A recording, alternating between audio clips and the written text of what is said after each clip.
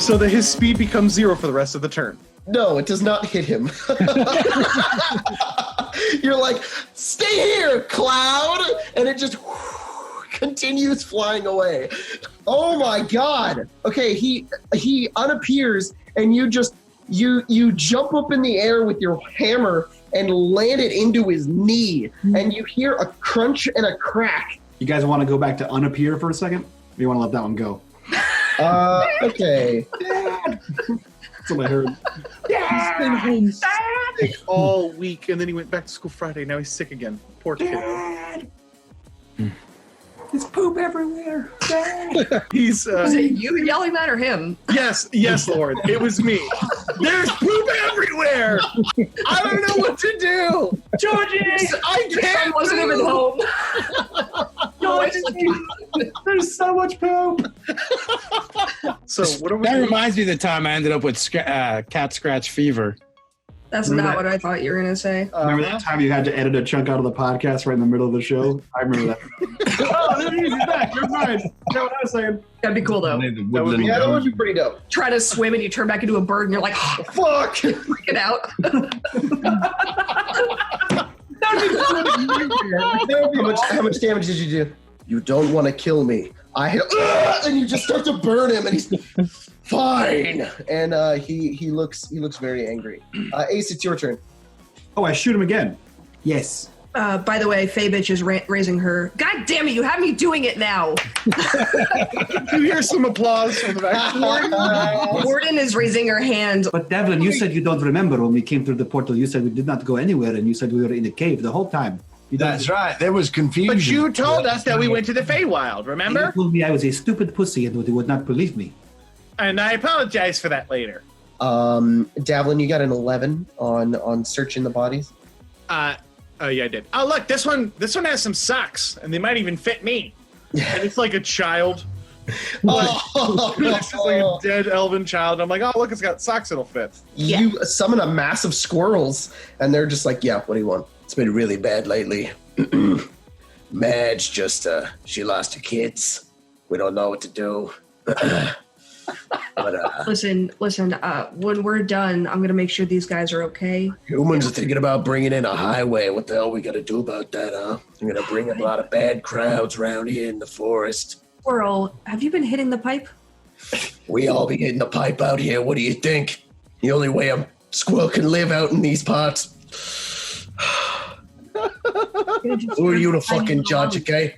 She's a little disturbed and starts putting acorns in front of him and just to like quiet him down. And she looks at the other one and goes, okay, so how can I get through to the Feywild? You just bring nuts. Listen, squirrel number one, I have had it with your attitude. All right, I'm sorry. We're going to try. You go up that path and don't touch the water because Billy died in there. Are you not talking to the squirrel? Yeah, I can talk beast. That large cat can understand me. Squeakity, squeaky, squeaking.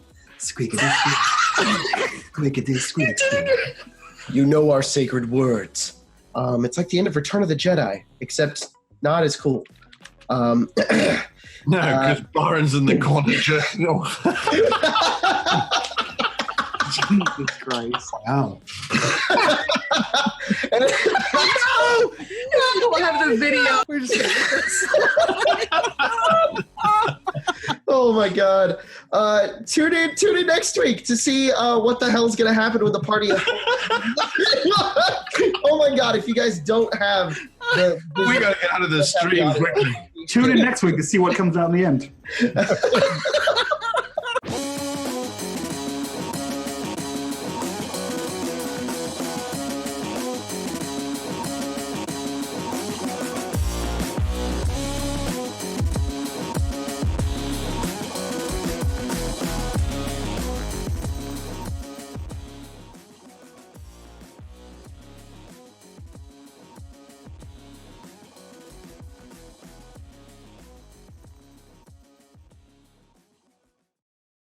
And we're live. Welcome, ladies and gentlemen, back to Saver Dice.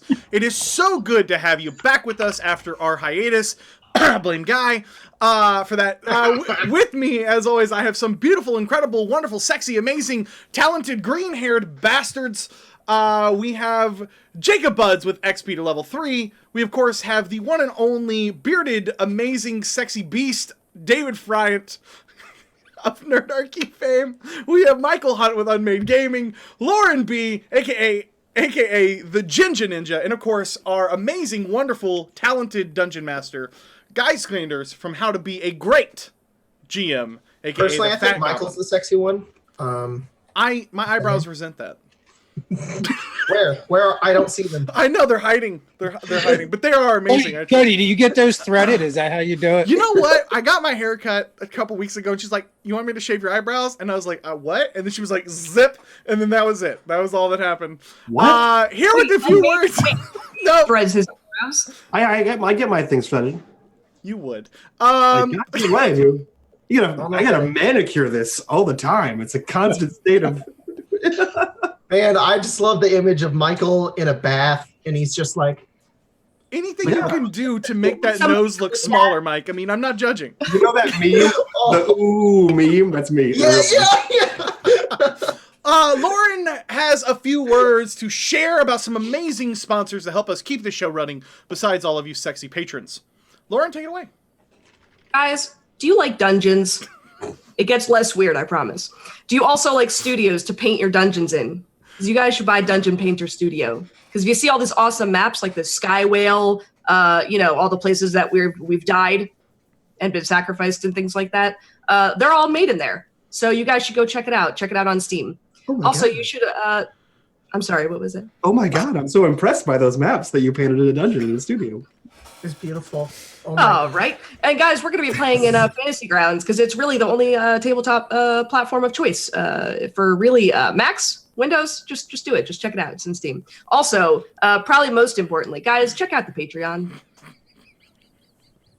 We're running a bunch of like Monday games. I heard there's Tuesdays and Wednesday games. You guys should check it out because it's a mess in there. But it's great. I just want to point out the Patreon's great because Cody's kind of like never there, and also That is not true. So I got on and argued about Star Wars being terrible or something. So the thing that makes it great is Cody not being there? I'm just like a hurricane when I come in. I'm not there, I'm not there, I'm not there, and then it's category 5 out of nowhere.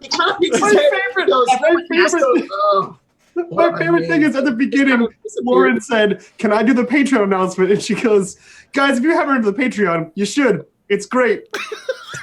I need to make sure to say that. By the way, speaking of shirts. No, wait, speaking of shirts. Also, there's a cult. We have, yes, there is a cult. We have shirts going out. David has them ordered, I believe, yes. So shirts should be out in the next. We're working on it. There's a couple people that still need to get back to me. Okay, so if you guys are in the Safer Dice fan club and you have get back to David with your shirt size and whatnot, and we will get those out to you. And then the cast, of course, we will have our shirts next week. So and we'll be making those not those available, but some of the other shirts. So yeah, how is London, Guy? How late is it for you? It's midnight. It's midnight. I take my hat off. Now You're fucked. Right now, yeah. I take my hat off to anybody who is from Europe who watches this stream or any other stream for that matter, because fuck. Yeah. Because guys, like, if I wasn't in this thing, I would not be here. That sucks. Just Jacob mocking you. That's awful. We're hoping for less Jerry Springer this week, and more. You and me both. More pissing You Drax and me off. both. Absolutely. Absolutely. All right, should we do some role playing? Sometimes. Yeah. I mean, She's like, wait a second. welcome to Saber Dice, where sometimes we play D&D. This game is like 5 in the morning for you, isn't it? Like 7 in the morning? In Normally. Japan, it's 8 in the morning. Yeah. Are you okay? Yeah, I'm fine now. Oh my god, no. Jacob, is your brain exploding right now? Jacob hasn't seen 7 a.m. for like at least 3 years. Oh no! I think I've been sleeping 7 a.m. for 2 years now. Fuck 7 a.m. He hated, since he got out of high school playing on a year Torg. ago. He hated playing on Torg, and I think that game started at 10 o'clock for him. And he was still That all was he could do true. to get up and log in for a Fuck 10 a.m. that game. No, I had to be up at 9. That was Let's play some D&D or Let's play stuff. some D&D. Yeah. We'll have a chat. Fuck the game. That's fine. So how are you, Jacob? How are you feeling? Shut the fuck up, Cody. I want to play D&D. Go, guy. Do it. I think we'd have more viewers if we just chatted and hung out. Yeah. Probably. Sometimes we play D&D. So to avoid a repeat of what happened last week, why doesn't someone remind us of where we are? We're balls deep in an ice cave. Oh, that's right. Right. Oh, yeah, things are being That's smashed. And we've been That threatened. works. We've been Oh, threatened wait. to be eaten. Yeah, and then we tried to talk to them like they were children. I think we tried to scold them and it didn't work. No, we tried to And then tell them that we were there to passed purchase our own piece of art for our traveling circus. No, the giant And- statue went crazy and started fucking murdering Yeah. everybody. That's right. when I remember. Yeah, and Donkey passed out. Because he was drunk. He was drunk. He was drunk. Yeah, but that's different. Yeah, absolutely. That was a little bit earlier than when we left off. Correct. So you find yourselves inside this frozen ice cave where there are bits of blood scattered all over the floor, and where Vankus is currently hiding, or standing, I should say, alongside poor old Captain Sirac, who was mounted on his back, as Vankus was in spider form, I believe.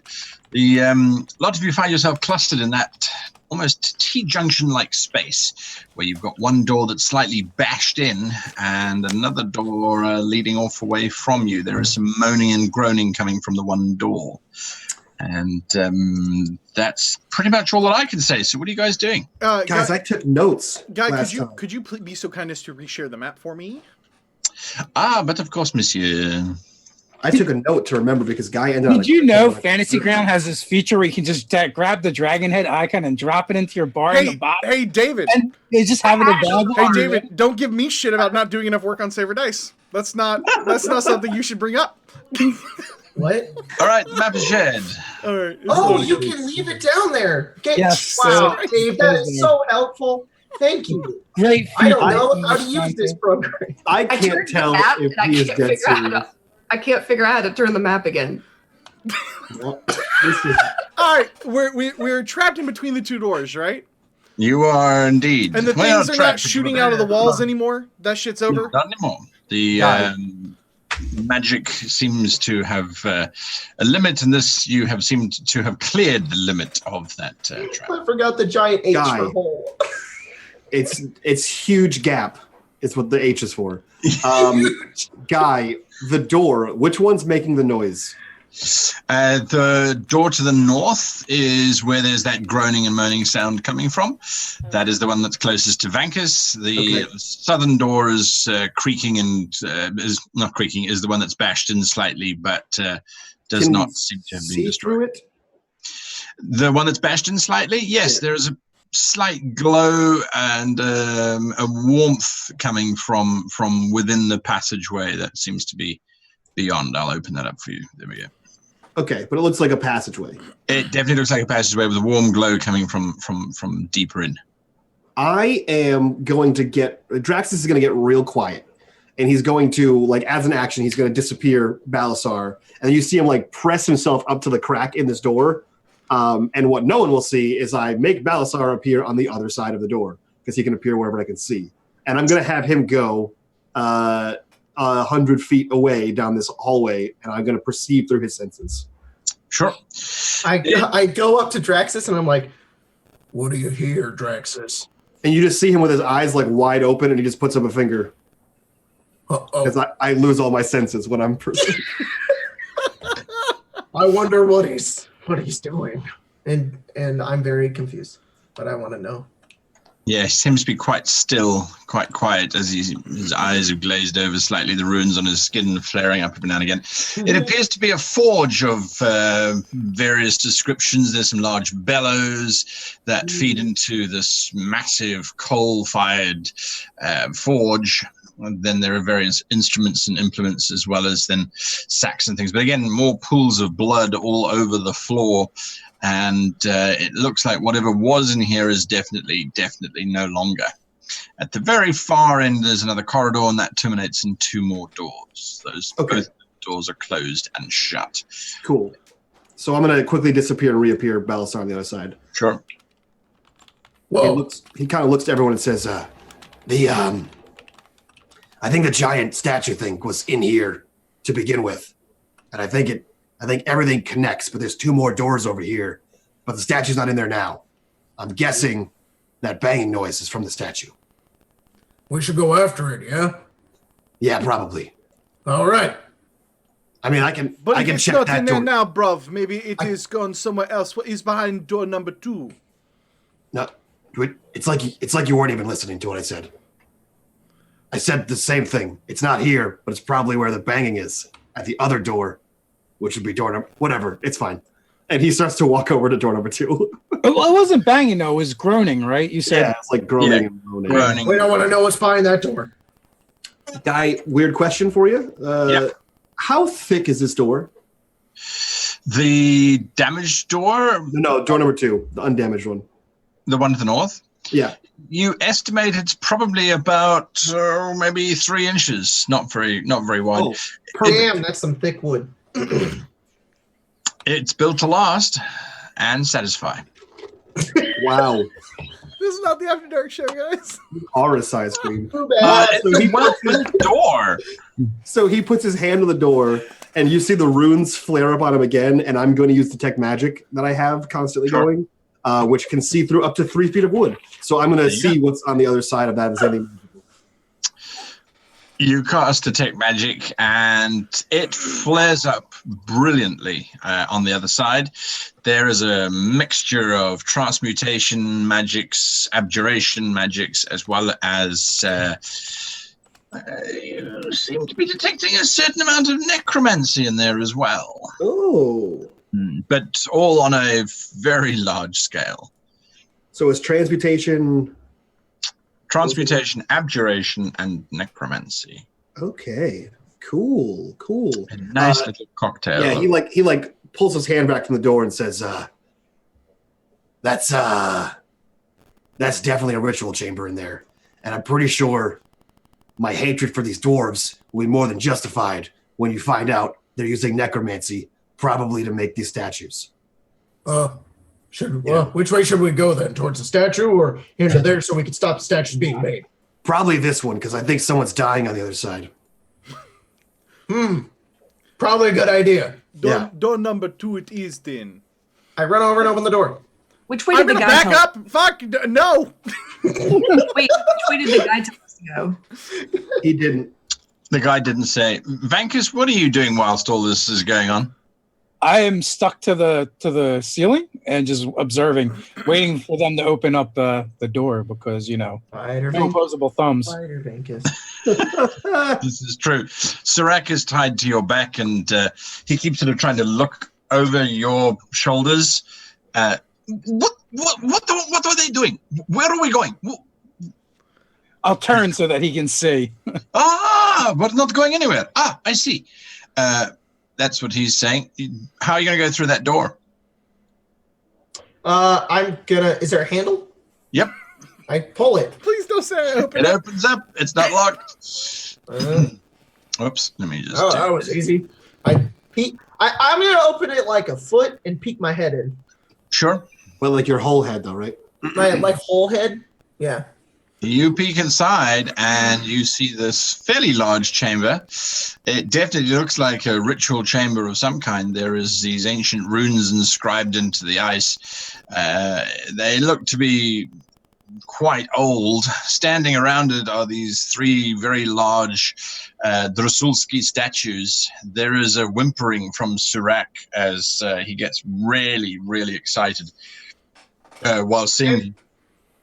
I will shut the door after peeking my tip through the wood, and we'll look at everybody and say, All right. So we got 3 giant statues. They're art pieces though, which means they're beautiful. Are they in the cages? They're just kind of out in the open. They look like they're either singing Kumbaya or they're trying to summon some dark magic or so, I don't know. Captain, you know much about these statues. I know they Yes. are magical in nature. Do they melt, bruv? When a person purchases a statue, does it melt? Oh, yes. There was one case where the very crazy owner decided to melt them down to see what was inside of them. It did not go well. I believe that golem is still roaming around somewhere on the solosphere. But more like leaking around, really, than moving. Does that answer your question, Mr. Lionel? Nah, bruv. I think we can melt them. I don't think they melt. No, it definitely turned into this golden ooze, which then continued to consume all those in its path. Yeah, so short answer, no. I don't really He's want to saying melt that them. they did. Yeah, that's probably a bad idea. They're like really valuable. Oh, yes, very, very, very, very valuable. Beautiful. We're just going to have to break them, bruv. Oh, I don't want to do that. Or they're going to break you, bruv. I suggest that you get your axe ready. Hold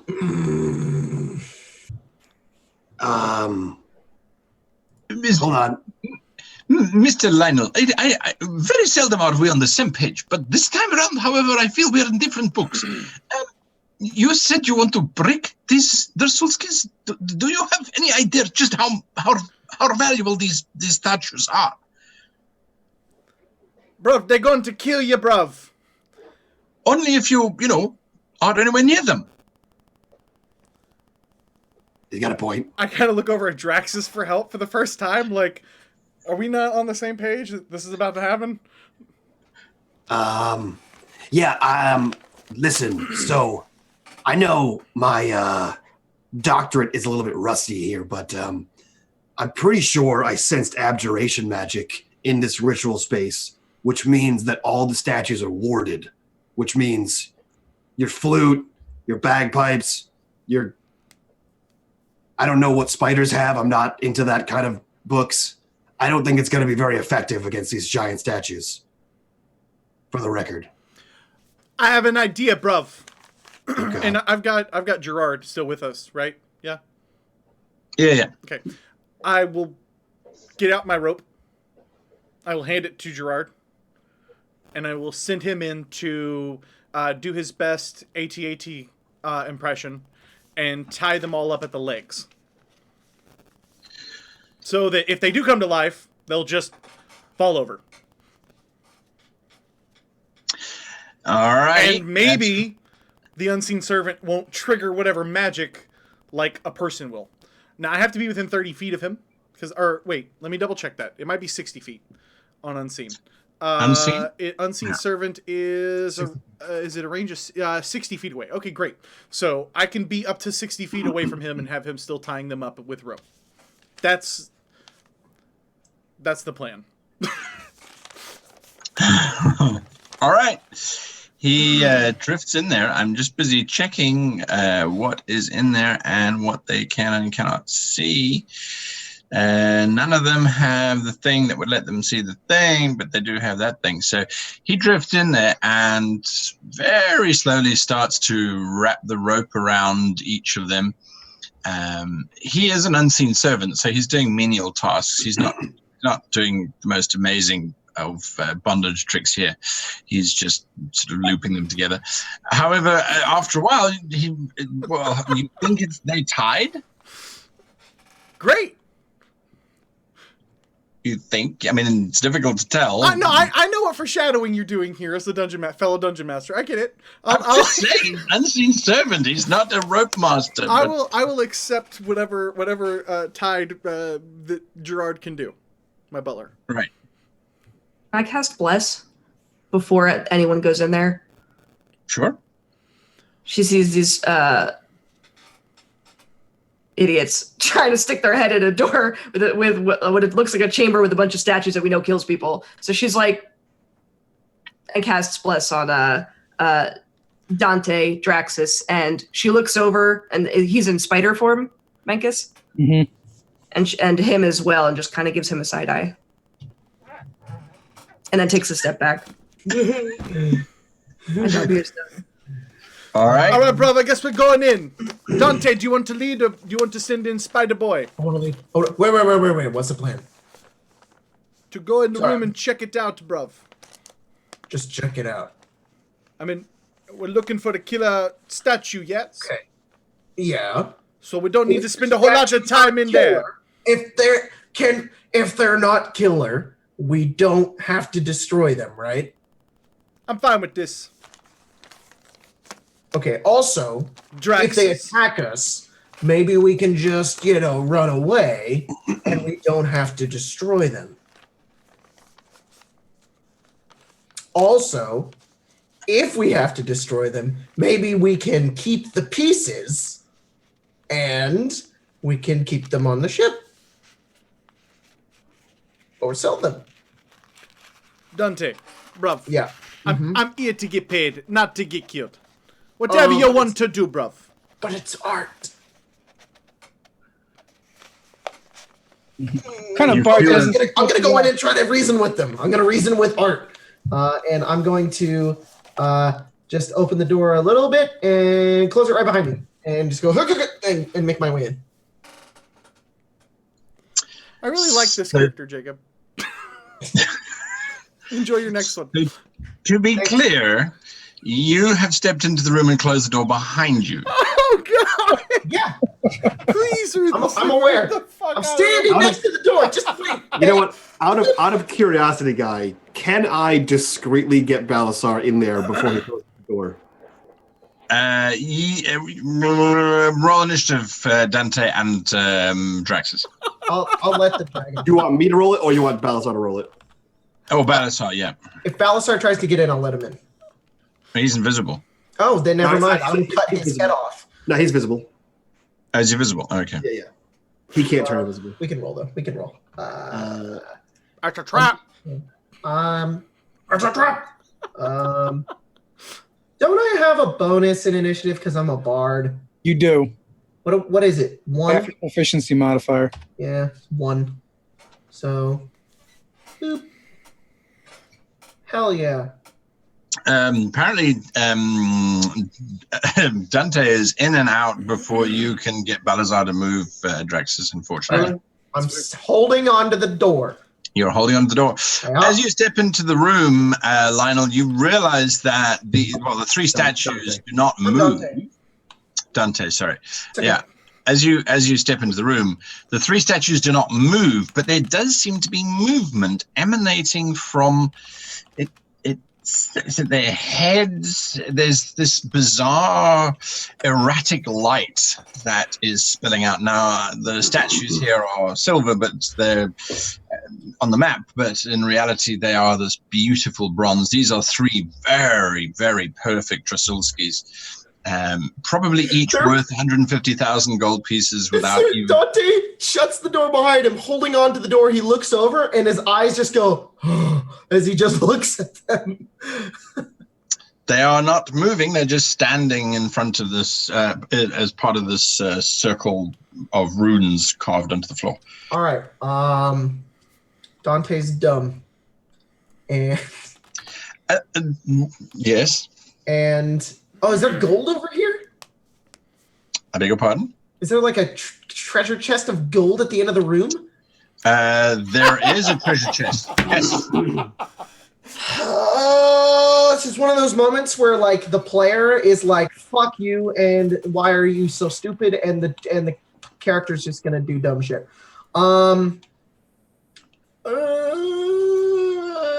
Just for context, the Drasulskis are each at least 10 foot in try that sentence again. They're 10 foot wide. Okay, what's over on the left? I want to get an entire scan of the room. Sure. It seems to be just more stonework and ice. Okay. Yeah. So there's a rune on the ground. There's 3 statues. Make sure you walk right through the rune too. That's the best way. Yeah, that would In be the middle.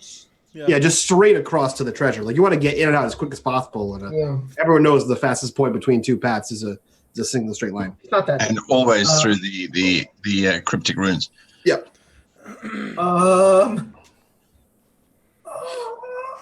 You do still have bless on you, by the way. I do. So It'll be fine. You got this, man. There's nothing to worry about, bruv. Okay, I open the door and I go back in, and I shut the door behind me, and I look at them and I say, "All right. So there's 3 statues. They're not doing anything. They haven't done anything. Why don't we just leave them there?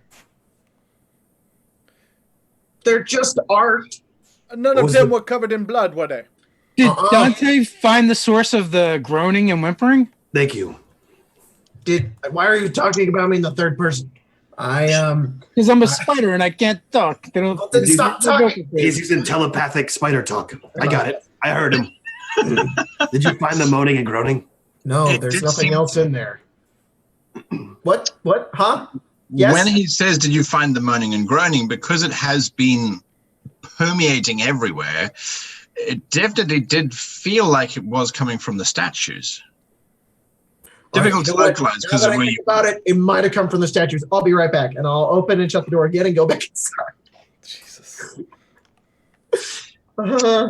Okay. Mankus, your one back leg is being stroked by a very podgy, very sweaty hand from Captain Surak, and he very gently brings it up towards his mouth, and he whispers, I will give you Sartun if you save those statues for me.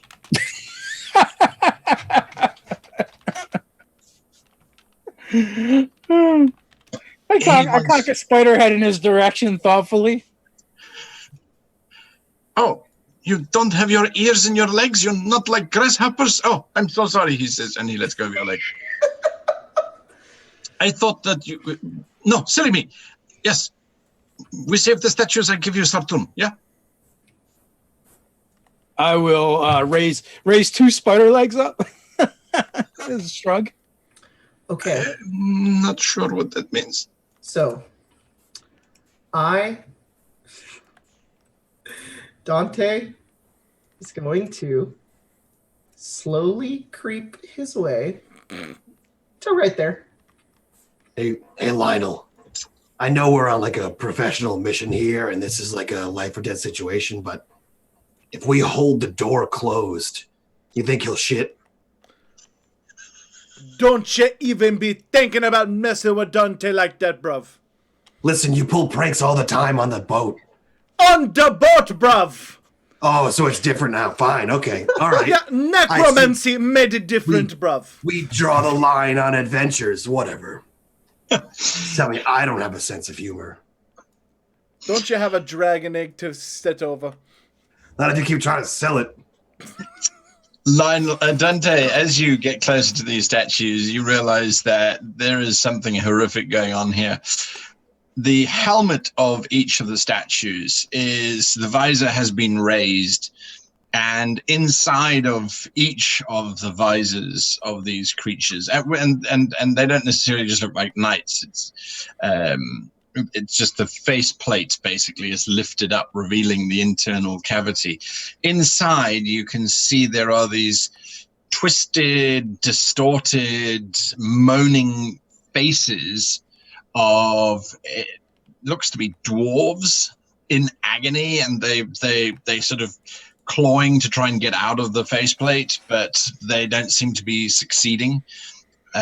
One of them is getting slightly fainter the more you watch it, as it's busy trying to get out of this faceplate. I care more about innocent lives than art! And I take my battle axe, and then I realize nobody else is in here. And then I go boop, boop, boop, boop, boop, boop, boop, boop. And I go,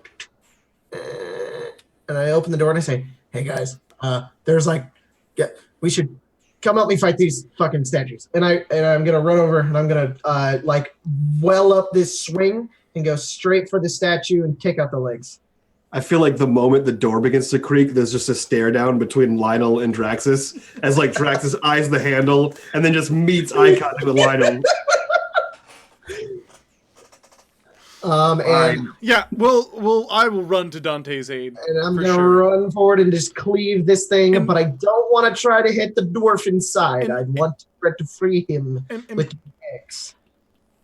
And by run, I mean stay safely a few feet back, and hopefully have Venkus in between Lionel and any of these statues. Speaking of which, Venkus, what do you think? How tall is the ceiling in here? Inside the actual room itself, the ceiling is probably about 30 foot high. Okay, I'm going to go in the door and then up on the ceiling, and I'm going to follow Dante in, and as soon as I get within 30 feet, I plan on shooting some webbing. Gotcha. Nice. Gwen? Gwen will probably go in before Draxus, because no. She'll just pull the back of his shirt whenever he starts walking forward and just go in front like usual. When she walks in, oh boy, Dante, what are you doing? She'll just stand behind Dante, and she's going to cast Moonbeam at this closest one that he's standing next to. Right, you are. Draxus? Draxus absolutely lets Gwen go first. That room looks dangerous. And then he walks in and begins to slowly walk around the outside of the room, as if going towards the treasure in the back. Just taking a stroll, nothing to see here. You got it. So they're physically eating dwarves, or there's something like it's sliding inside of the mask, is what you said? Yeah, from what you can see, not being too close to them, but from what you can see, it almost looks like they're being sucked into these devices. And when they try to reach out of the helmets, their hands seem to bump up against an invisible barrier just on the inside of the helmet. So they can't get out, basically. How tall Wizard hamster balls. How tall would you say that these statues are? The statues are 9 foot tall. I've been swinging in slow motion for like a minute. And 10 feet wide. Yeah. You have been indeed. Okay, we're just going to run through it. As you said, you're acting in terms of attacking these things. Dante, make your attack. They do not do anything at the moment. They're not moving. Do I have advantage? You do indeed. Sweet. That's great. Where's my actions? There it is. I don't have a +7. Fantasy grounds. I have a +7. No, I don't. I have like a +8. Where's my fucking Oh, well. I have a +7. Anytime now. Do-do-do-do. Yeah! Okay, you certainly hit the one that you were aiming for. Shit! For a massive 6 points of damage. Why is a battle axe only 1d8 damage? I don't have a battle axe. I have a great axe. Do you need some time to prepare to just to get your right way? In slow motion. Yeah, I don't remember how to play this game anymore. Okay. Maybe you can get with Mike and both of you guys can read the book to each other. Maybe we should just read. Not going to happen. Read it together. All right, you did your 6 damage to this statue creature thing. Yup. I sure did. You sure did. Lionel?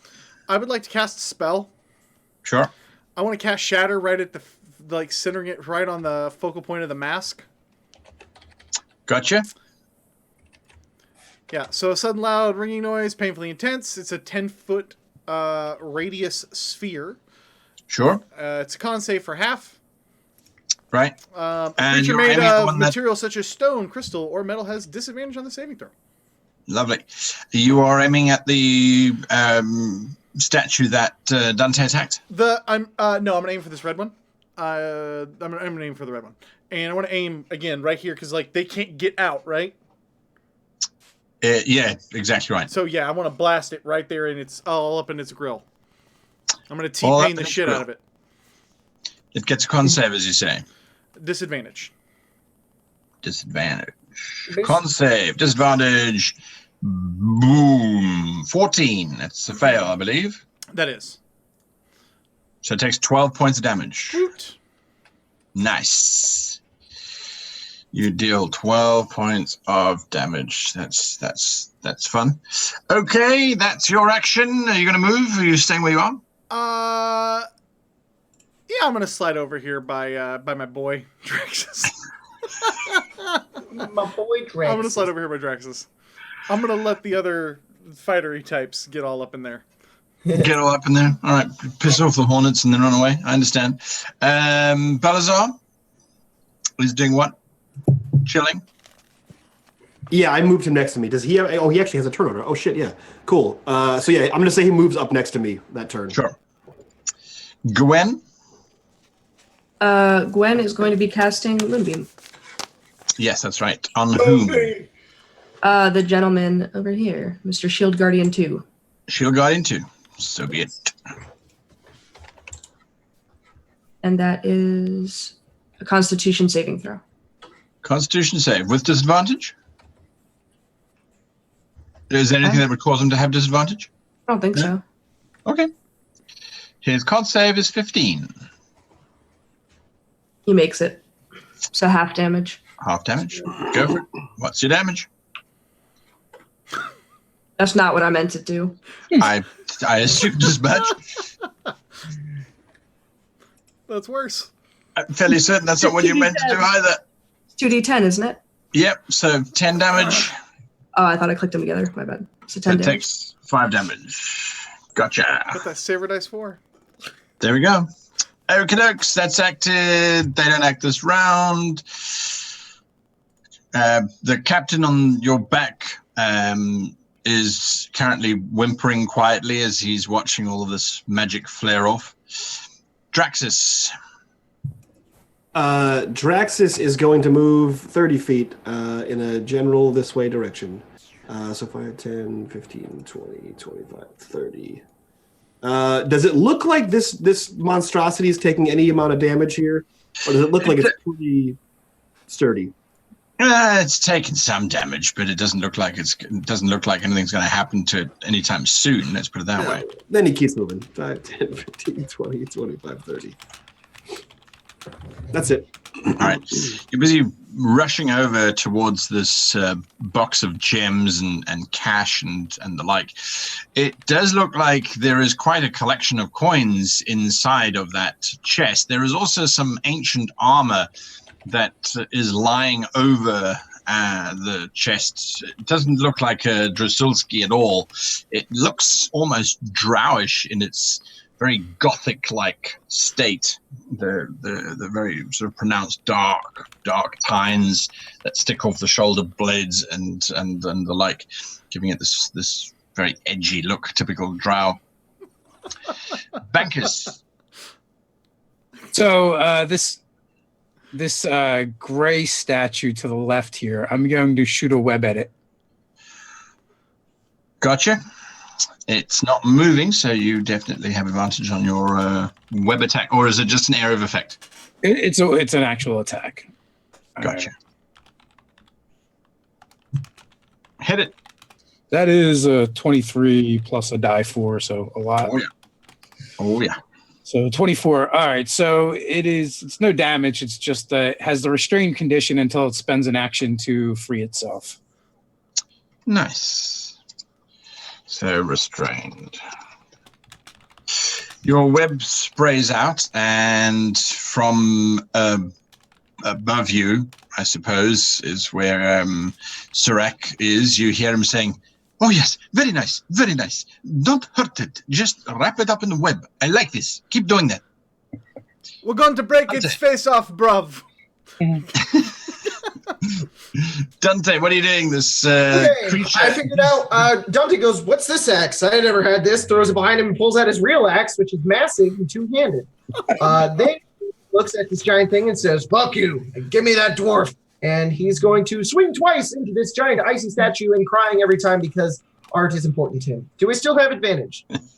No, the creature has now started to move, and it looks as if it's going to attack. Fine. I'm going to do a great weapon master attack, which says -5 to my roll, but I'll get +10 to damage on the first one. That did not work at all. Don't forget your die 4. My die. Ooh, Ooh. Does it? 11 does not hit. It bounces off of the heavy bronze plating with a dull clang and a thud. Give me a perception check, Dante. Oh, shit. Okay. Abilities. Nope. No. Yes. Skills. Scroll. Perception. +2. Nice. Why? Nope. Shouldn't have a +3. Or a -3. -3. That was an accident. Because I had that in my thingy. Oh, I like that more. That's a nicer score, without a doubt. All right, you as you slam your attack into the creature, the screaming dwarf on the inside suddenly stops screaming and seems to glare at you. You can see that it's probably a male, or it could be a female. The beard makes it difficult to tell. But it seems to be very calm and serene, no longer screaming about trying to get out. That's what you notice. You said you had 2 attacks. That was your first attack. Yeah, that's my first attack. So he stopped screaming, and now he's like angry at me? It's difficult to tell. There's so much hair in the way. I think he's trapped anyway, so I'm going to keep swinging. Make I your don't know attack. what his problem is. I'm going to do another Great Weapon Master because I want to do damage. Yucky. Yucky. Damn it. I also have a D4, yeah? Too much hair in the way. He's not manicured, Mike? Okay. No. No. Don't do anything. Yeah, you get that shit threaded. You swing, and this time you don't even connect at all. It's moving quite quickly. And all right, and then I look over at Lionel and I say, Lionel, I need your help. Get over here. I'm trying, bruv. I'm trying. And I give him a bardic inspiration. you're going to throw a bardic inspiration at Lionel. Lionel, you're up next. Okay, very quickly.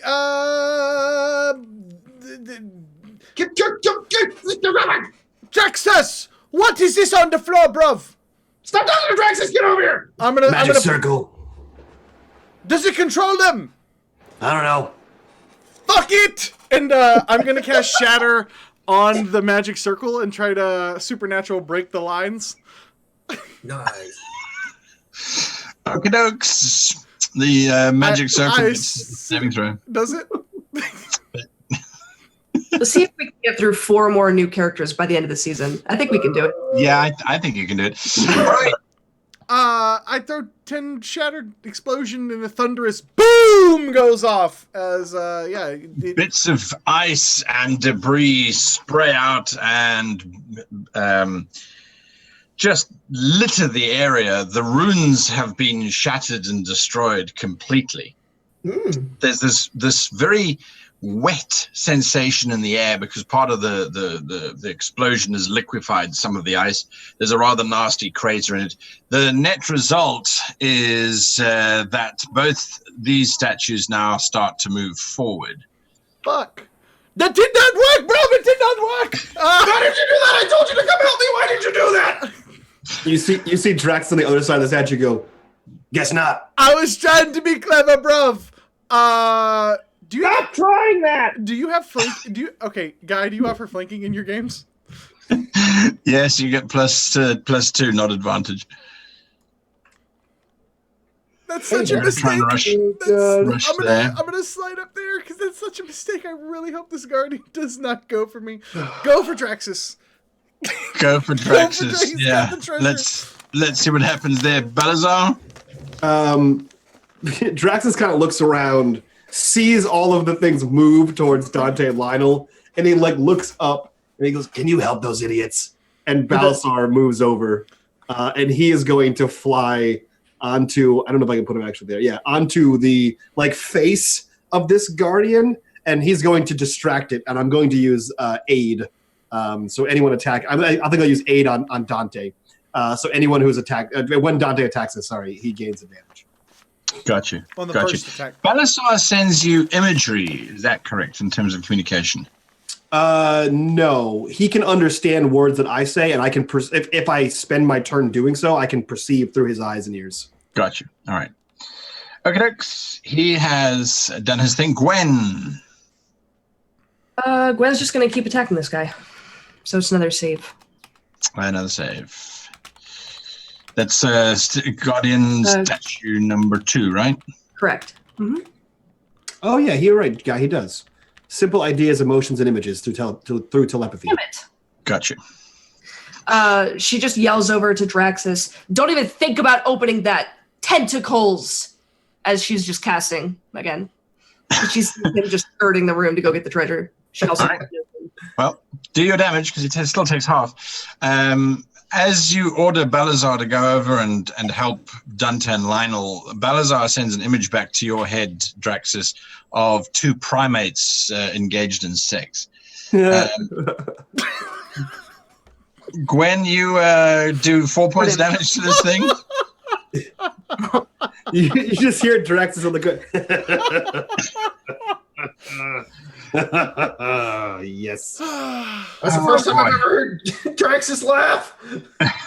I think he thinks that we're dying. Yeah. Well, this is one of those situations where I really wish we didn't actually have a real map so I could cheat. But all right, I can't do that. So this one is just going to wander over and try and smack you as hard as it possibly can. That one's got to make a saving throw first. He's going to make a saving throw? Well, a strength check to break the strength webs. check. Yeah. Sorry, he's webbed. And I've even got the note here saying he's webbed. Sorry, I must learn to read my notes. Strength check. Here is his... It's a save, right? It's a check. Check. Got you. There is his strength check of 12. I don't think that's enough. That's enough. Yep, it does it. But it takes his action, so... It takes his action? All right, yes. Perfect. So did the rope around his legs not do anything? You see, this is why you need to have players. They can remind you when you forget shit at 1 o'clock in the morning. They're hopefully they're all tied up with rope. There is a distinct possibility. Give me a second here as I just open up this, and it does that. It sounds as if someone has taken every single copper pot and pan in a very large and expensive French kitchen and thrown them all over a heavy marble floor as this creature tumbles down and smashes into the ice around it. It is prone. I'm trying, bruv! We got one down! It's no longer restrained. It's now prone. It doesn't look as if it's fallen to pieces, just as if it's fallen onto the ground. So just bear that in mind. Shield Guardian number 2. This is just going to smack Dante as hard as he possibly can. You guys are doing great. Yeah. Well, there we go. His first attack for Dante is a miss. Suck it. Swings again. His second attack is a hit. Oh god, it's gonna hit so much dice. Not that bad. He hits for 10. Okay. Yeah, he hits you for 10 damage. Doesn't seem to do much more than that. He does not try and move or anything like that. This one, however, unfortunately, Lionel, you are closer to it than anybody else, and that's not what they're programmed to do. So he tries to hit you twice. Does it also trip? Oh fuck! That tripping. that was brilliant. That was great. That was great. What are they? I've never played D&D before, guy. I promise. No, sure. Yes, he is staggered as he comes forward. Nice. So he is knocked down temporarily. They did not have intelligence programmed into them. It is not part of their plan. So he is prone as he collapses to the floor. Sirac is busy shouting, "No, don't break them. Please don't, please don't break them." I yell back at him and I say, "We have to break them. There's people trapped inside of them." What? Don't be stupid. Why would there be people trapped inside of them? He's busy shouting in a daze. Draxus, as you are moving towards that chest, that armor suddenly floats up and starts to move. Nice. It does not look too happy as it drifts over towards you and just makes a simple attack against you.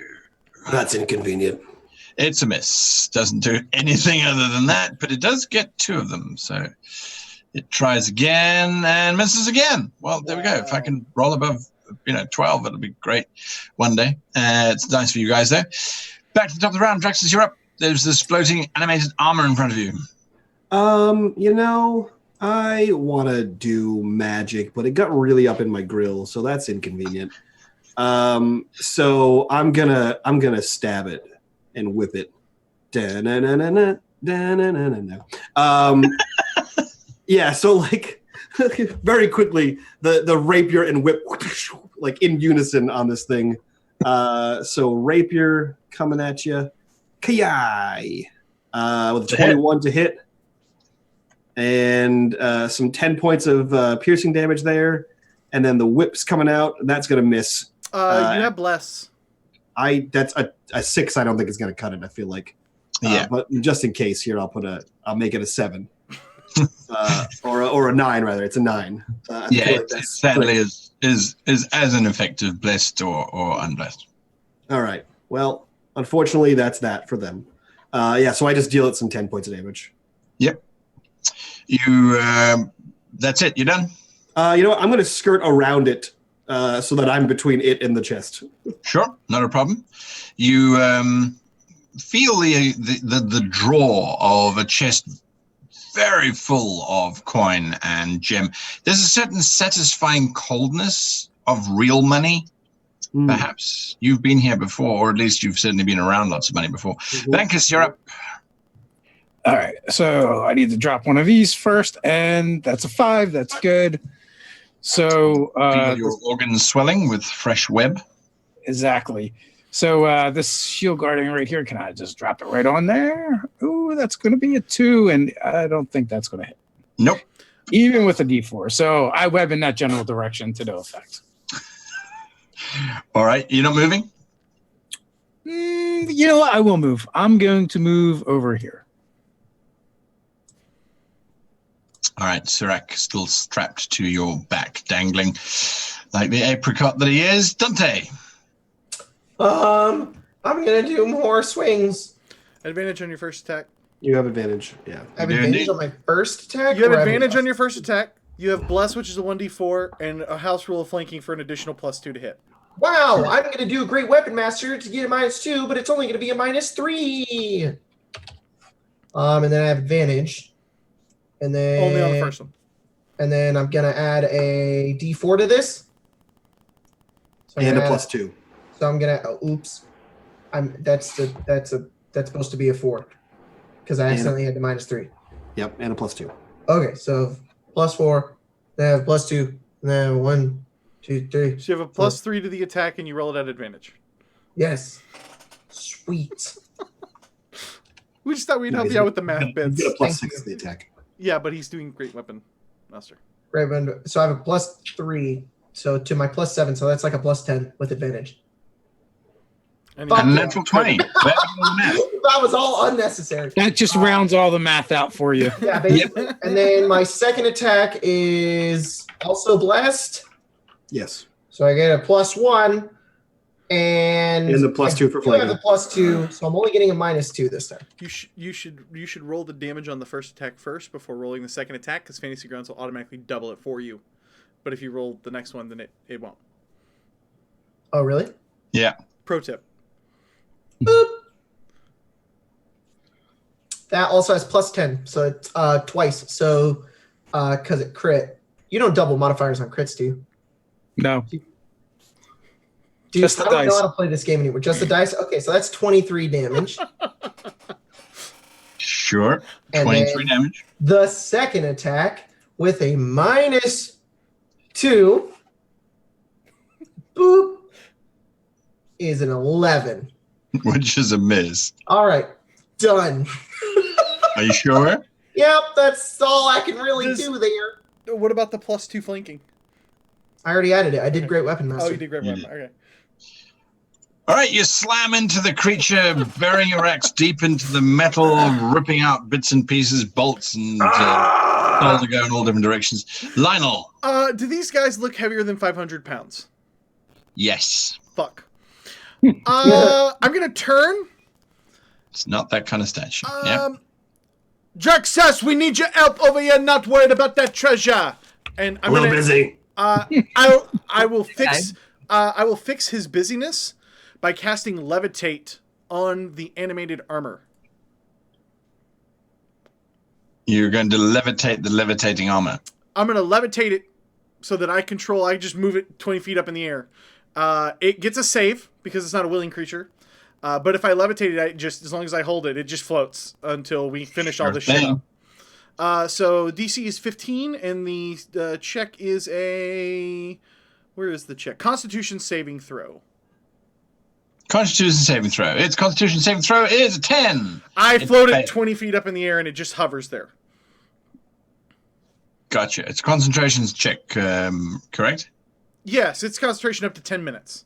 So if I get hit, it could drop, fall down to there. However high it can go, I'll levitate it up that high. Up to 30 feet.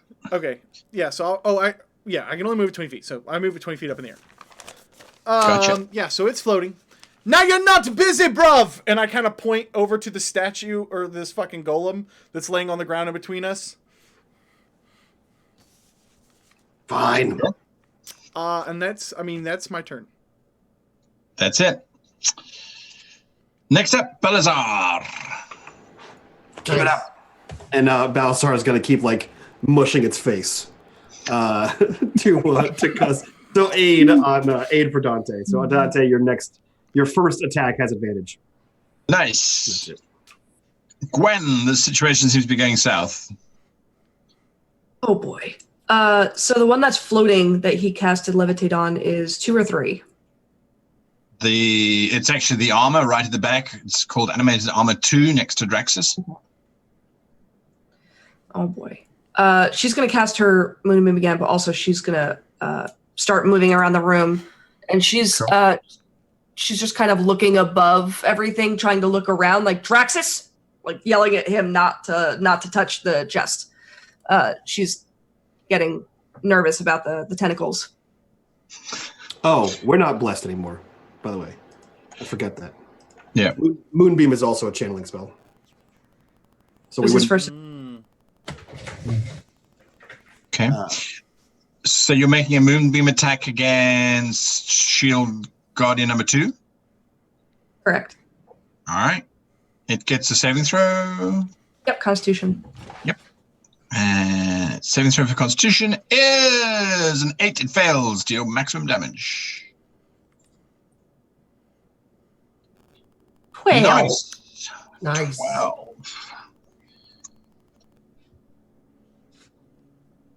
Right, that's not right. There we go.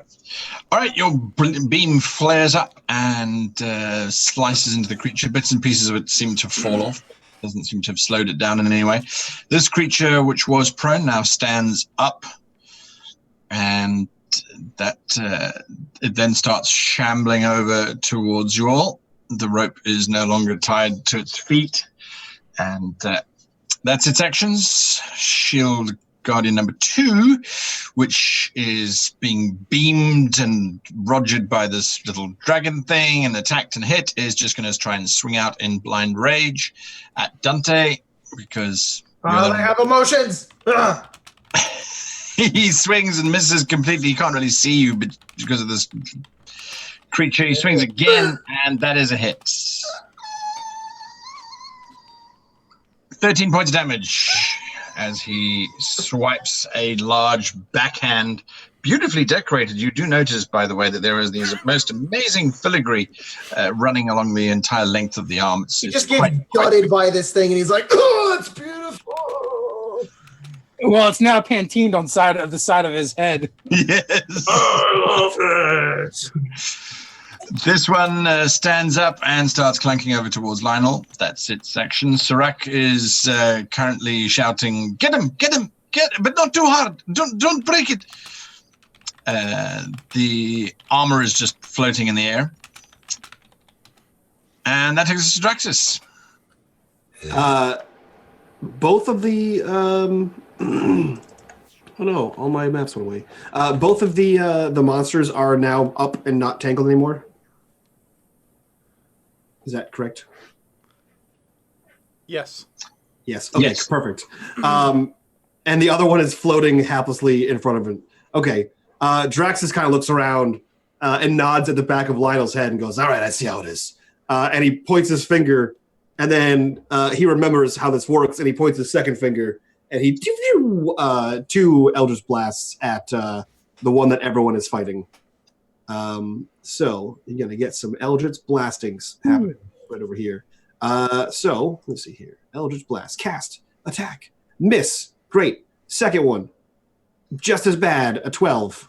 And 12 misses. Your Great. blast slam into the ice cavern roof without doing any damage. And he walks over to this chest and kicks it open. It pops open. It's not locked. There was never really any reason for it to be locked. Would you please give me a Constitution saving throw as you kick open the lid? Sure. Who doesn't poison their lids? Con save. Dump stat for the win. Wow.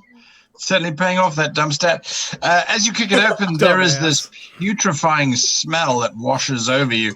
And the interior appears to be liquefied remains of dwarf, sort of hairy sculptors floating in amongst this very bloody soup-like substance. There is, by the looks of things, quite a lot of gold at the bottom of the chest, but that would require you to stick your hand into this brownish sludge. I close it, guy.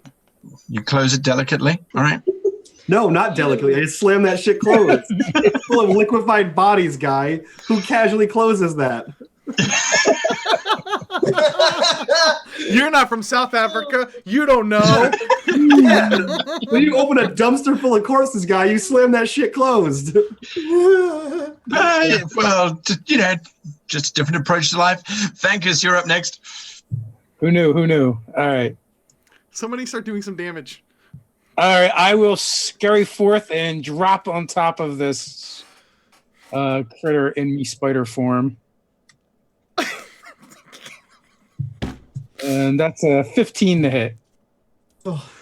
You land next to it as you fail to... I'm still wincing over that description you gave of how he is charging his web. Yep, sadly you land next to the creature. You sort of the claws on the end of your legs try and find purchase on the armor as you're sliding down, but it's just too well made. It doesn't seem to take any effect. You land next to it. Son of a... Yep. Is that all you're doing? Yeah, that's all I can do. All right. Dante. I'm getting some response in the chat that Cody is yelling about, saying that the moonbeam should be hitting everybody. It should be hitting Balasar and Venkus. It's only a 5 foot radius. Yeah. Oh, then So she could. Yeah. Isn't he above? Didn't you have him on his face physically? But it's a 5 foot radius and it's a 10 by 10 monster. So Correct. your beam takes up 1/4 of the size of the entire monster. So there's 5 foot radius would go out 15 singeing feet. its ass. It's singeing its ass a little bit, and also a 5 foot radius is Like 15 10 feet. by 10. Yeah. No, Yeah. not 15 feet. It's not 15 feet. That's not how math works. It's Oh, 10 that's by right. 10. I 10 was by talking about 10. D&D rules. See, guys, there's and it- radius, and then there's diameter. then it And hits- and then there's taking a turn. Sure is. Let me think about this one, guy. Give me a second. Brave weapon master attacks. Do I still have bless? No. Okay. Then I am getting a minus, but I'm flanking, so I get a -2, so it's a -3. Pew! Shit! All the man. Oh my All the man. Let's try that again. Let's try that again. Pew! Hey, there we go. I think you're in the wrong genre for your sound effects, but Sorry. Yes. The dice one, they always shoot forward on my screen on Fantasy Grounds, so it just looks like they're like, pew, they're going flying. gotcha. That's a hit. All right, cool. This gets a +10 to damage. There we go, 23 damage. Fuck. There we go. There's That some damage. is a significant amount of damage. 23 damage. Yep. That's And I'm like, scream! It slices as I slice into it, screaming away. And I don't inspire anybody else because I only got one more. That's it. Lionel. I really don't want to lose concentration on this, but I don't want to. You know what? Fuck it. Let's do the thing. And so yeah, let's do an attack with the rapier against the one that Venkus is on and that's being moonbeamed. I have lucky, so I get to reroll that. Nice. Ciao. So yeah, that hits. Definitely. Hey, so, I'm gonna burn I'm gonna burn psychic blades. You also have bardic inspiration. But I can't not to damage. Yes, oh, you you're a can. Valor I'm a Bard. Valor. Okay. So yeah, and I'm gonna burn his inspiration and my inspiration. So that'll be 3d6 on my part, and yours is a d8 now. It is a d8. So 1, 2, 3 d6 plus a d8. So 4, 16, 22 damage. I will follow up with my dagger offhand. Does an 18 hit? 18 doesn't hit. I will throw another one of those, and I can only do that once per turn. So yeah, 25 damage. 25 You don't need fucking fighters and barbarians. Double bards. Double bar, baby. Good grief. All right, 25 damage. So on that, its one side is just completely bashed and damaged and cracked open, and bits of it seem to be spilling out. There's wiring. It looks like cabling, and then you realize that some of it looks like glass tubes, which are now broken and oozing a black substance. Oh shit! That's pretty. Balazar? He's gonna keep doing what he's doing, and doing some aid for Dante. Gwen? Gwen is continuing to move forward. Right there. Sure. And another con save, if you would. Another con save. These poor creatures. Oh, yeah. His con save is 23. Half damage.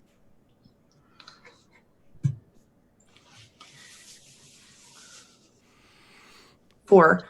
Jacob, I totally understand the pew pew noise as it's shooting down the. They fire across. Yeah. All right. Like I'm like shooting him out of a gun. The first one steps forward and now has several targets. He's still going to just aim at Dante. Don't worry, bro. I got healing word. We'll be fine. 22 is a direct hit. Yep. Kill me, daddy. I'm not sure that you're a half orc. I'm a fucking half orc though, so I'm still at 1 hit point. I was gonna say that, Cody. Stop stealing my thunder.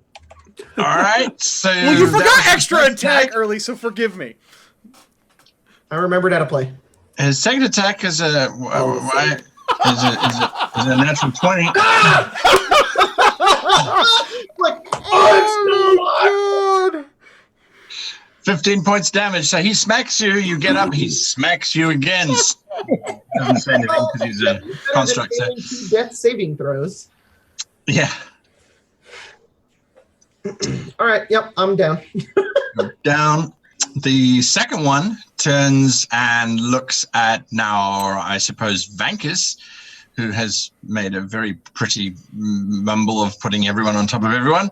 It swings at you, Vankus. It can't swing at itself. Why is it trying to? I don't know why I rolled that. I'm sorry. That was an accident. I'm taking it off my thing. Good. All right. It swings at you, Vankus. It just finishes Dante. 1, 2. It's over. Yeah. Do it. Fucking kill me. 2 death spells. 18 to hit Vankus.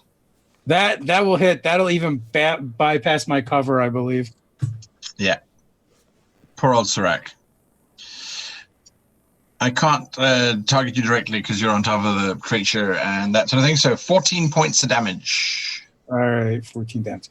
Yeah, I can't grab myself and move myself away either because I just grabbed it. Let's do that sort of. Oh God, there's everyone on top of everyone.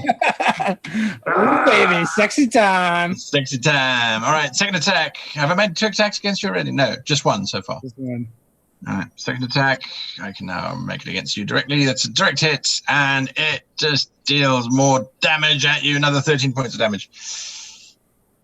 All right, you just broke my spider. I just broke your spider. Spider. The third one comes in from behind and tries to smack Lionel because Lionel is standing there. And Don't do it, bro. Oh, fuck yes! misses with his first attack and completely Oh, misses with his second yeah, boy! You are without doubt very, very, very lucky. Sirac, when you say break spider, do you suddenly turn back into Vankus with a very large Sirac strapped to your back? Tied on. He's tied down. Although, in all fairness, Vankus is a little skinny guy, so I imagine there's a lot of slack in those ropes. Yeah, the rope is I can just see you pinned under the fat guy. You're like, fuck. Sirac rolls fairly nimbly for someone of his girth and leaps off of you. He steps to the side. He's looking up in terror at the shield guardian and he screams, "No, this fuck art," as he rolls heavily and tries to punch the guardian, misses completely. And yes, that's why he is captain and not anything else. Nothing is happening there. This armor is still floating, taking us back to the top of the round. Draxus, you are up. Man, everyone looks real bad, huh? They do. Give me a perception check, if you please. Sure, I do, please.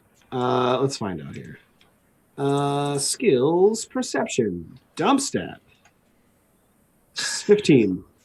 15. There appears to be, and I don't know why it's not adding it to. I can see magic all the time, too, if that helps. That definitely does help.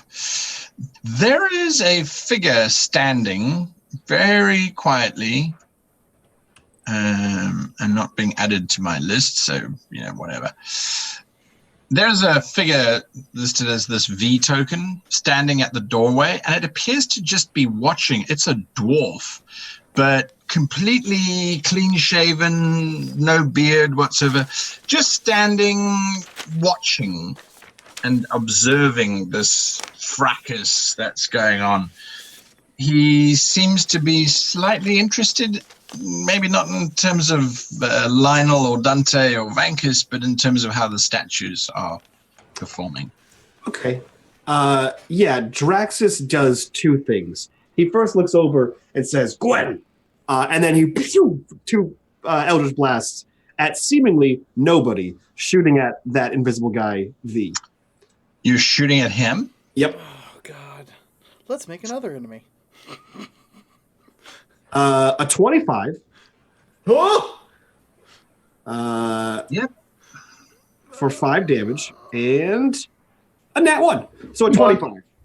So it wallops him, and it pushes him back 10 feet, slamming the door behind him.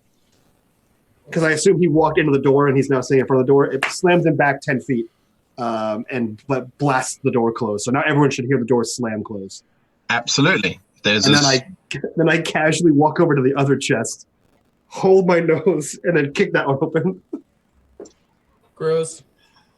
Not a problem. You kick it open, and there is just the wonderful little shine of gold. The chest seems to be fairly full of it. Then you realize, no, it's not gold. It's actually platinum. It looks to be several hundred pieces of platinum. That's just good. And that's it. That's it. Hopefully he knocked that guy out of whatever invisibility he was in, and the door slammed loud enough for everyone to hear it. Yeah, he gets to make some saving throws quite quickly. And boom. Yep, he's no longer invisible. Yeah, like one. I love how it says it. Yeah. Vankus? So I am going to, now that I'm not a spider, I'm going to look at the Shield Guardian #1 and cast Heat Metal on him. I don't know how to make it actually target him. I think it's the way I add spells. But I'm going to cast it as a 3rd level spell, And that is going to be, he's going to take damage, I think. Fire damage. Do you damage? That is 19.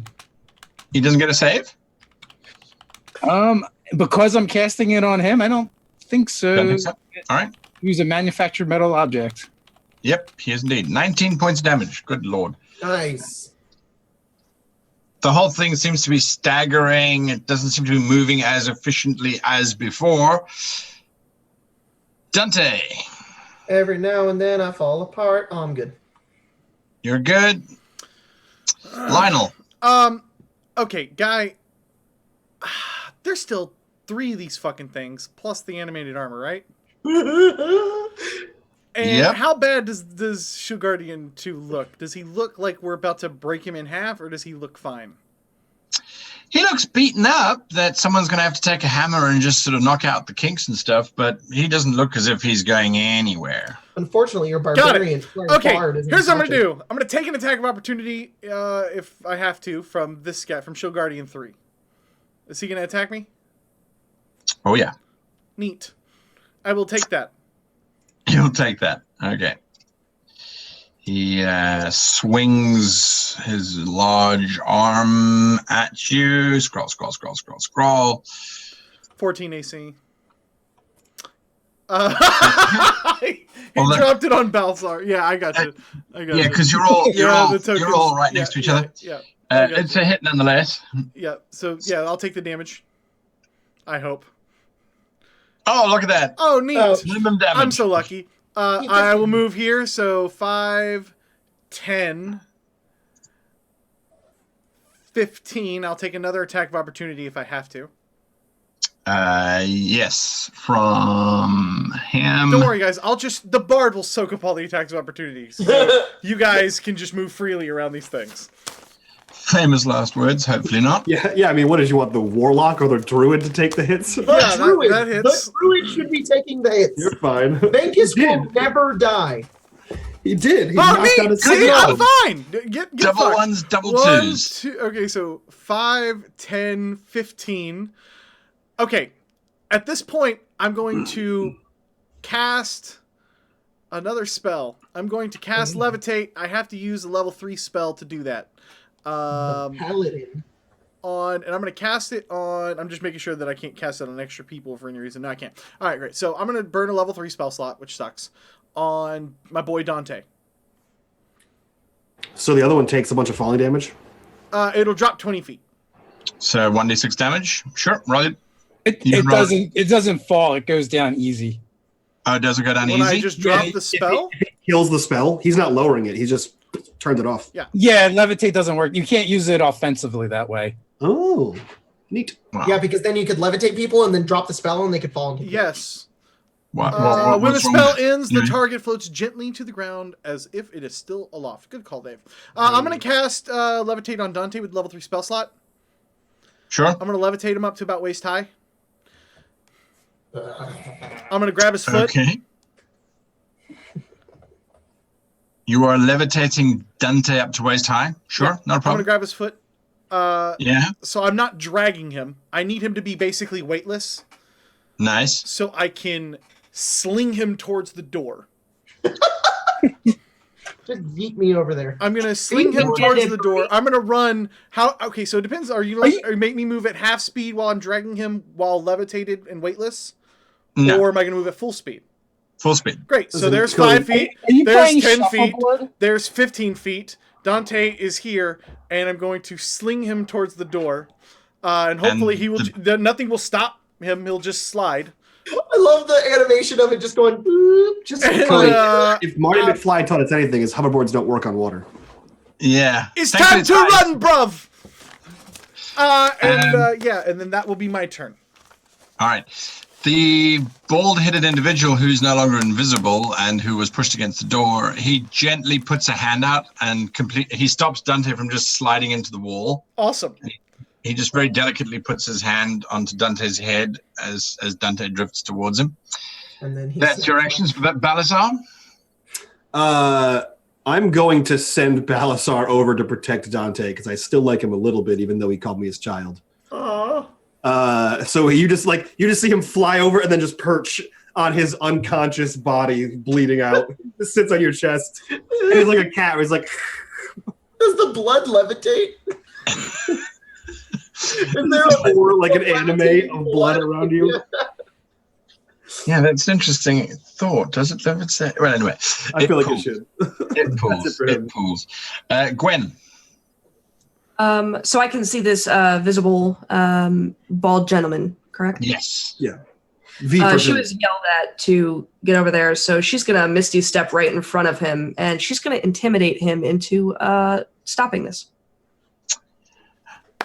All right. Give me an intimidation check. How is she intimidating him into stopping this?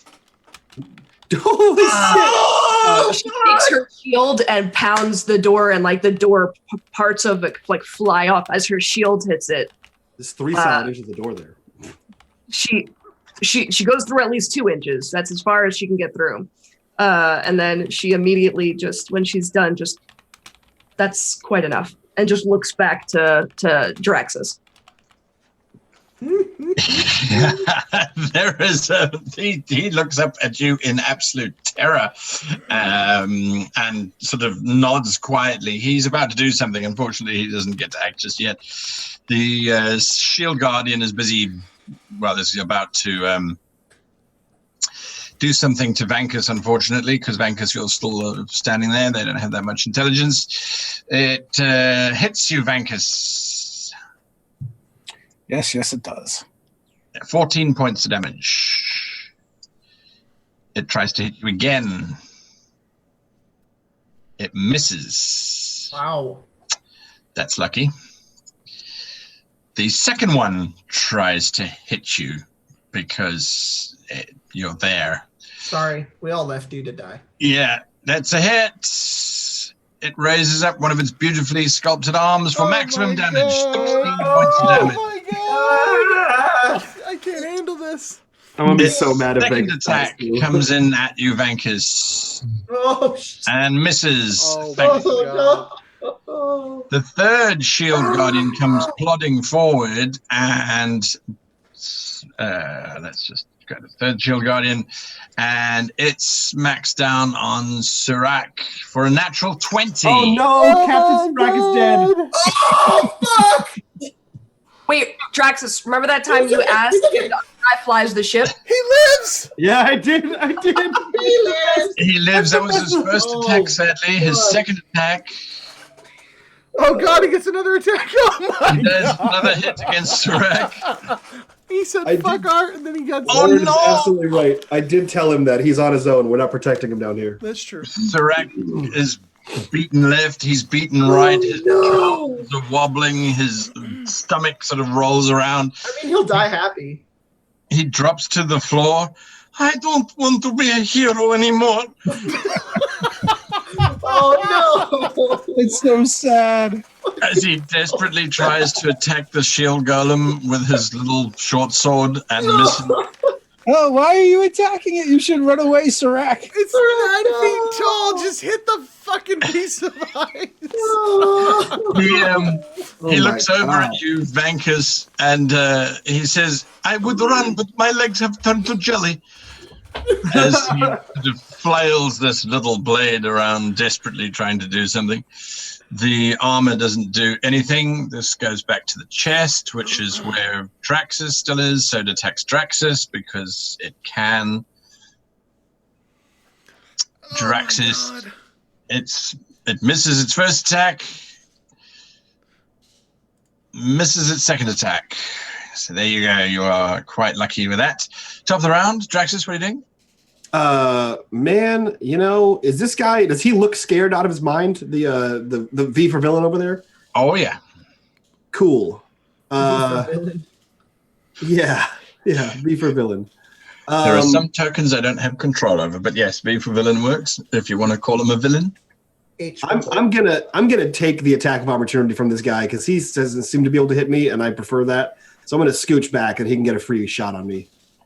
Sure thing. Oh my god, put yourself in a fucking square, Mike. Listen, make it snap to grid. I don't want to hear about it. It is snapping to grid.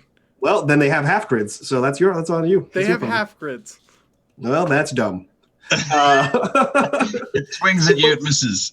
Perfect. I'm shooting him with 2 Eldritch Blasts. Just for the record, Mike does not represent the feelings and thoughts of the show Saber Dice.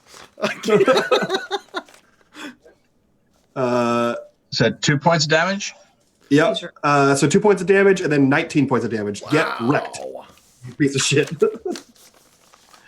You blast that armor so that bits of it just fall on the ground, making an absolute mess. And there's very little of it left, but it's still drifting very, very weakly in your general direction. Loud, crackles come out, and you can hear the parts scatter. And he looks back at the treasure chest and looks back at his dying friends and goes, "Dibs."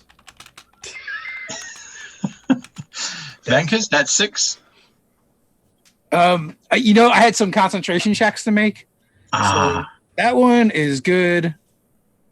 That one is okay, but the last one was a lot of damage. There was like 4 hits on me. That's right. All right. Hey! Okay. And Fuck!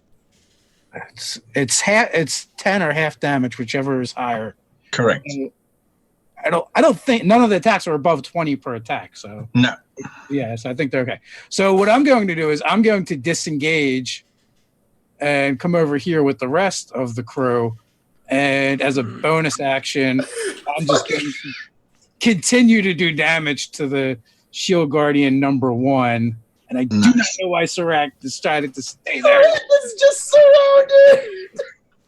surrounded! Oh, boy. Dante? I told him to get out of there.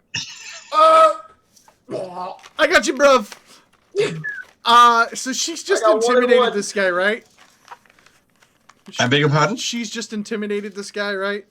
Yes. So Dante, that was a failed save. Yeah, I've got one. Oh, it's you got. Okay. Yeah.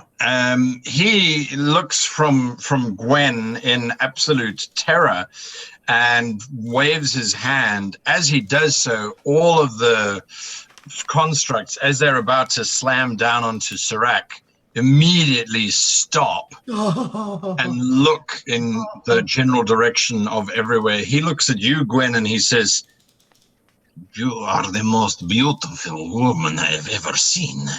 Your power is amazing. I want to make While she's talking, she just puts her hand over his mouth. You're grossing me out. And she puts her hand back down, wipes it on her tunic, and looks over to Draxus. It's done. You might want to help that one.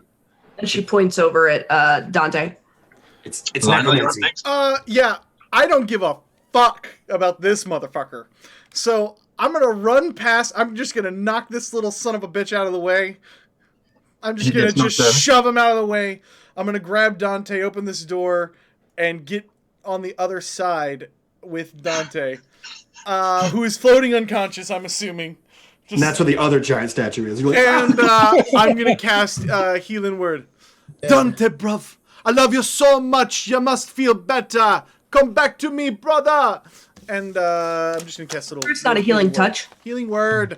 Healing Word. I whisper soft When weapons. I get that feeling, I need... I'm the College of Whispers, so it's more like...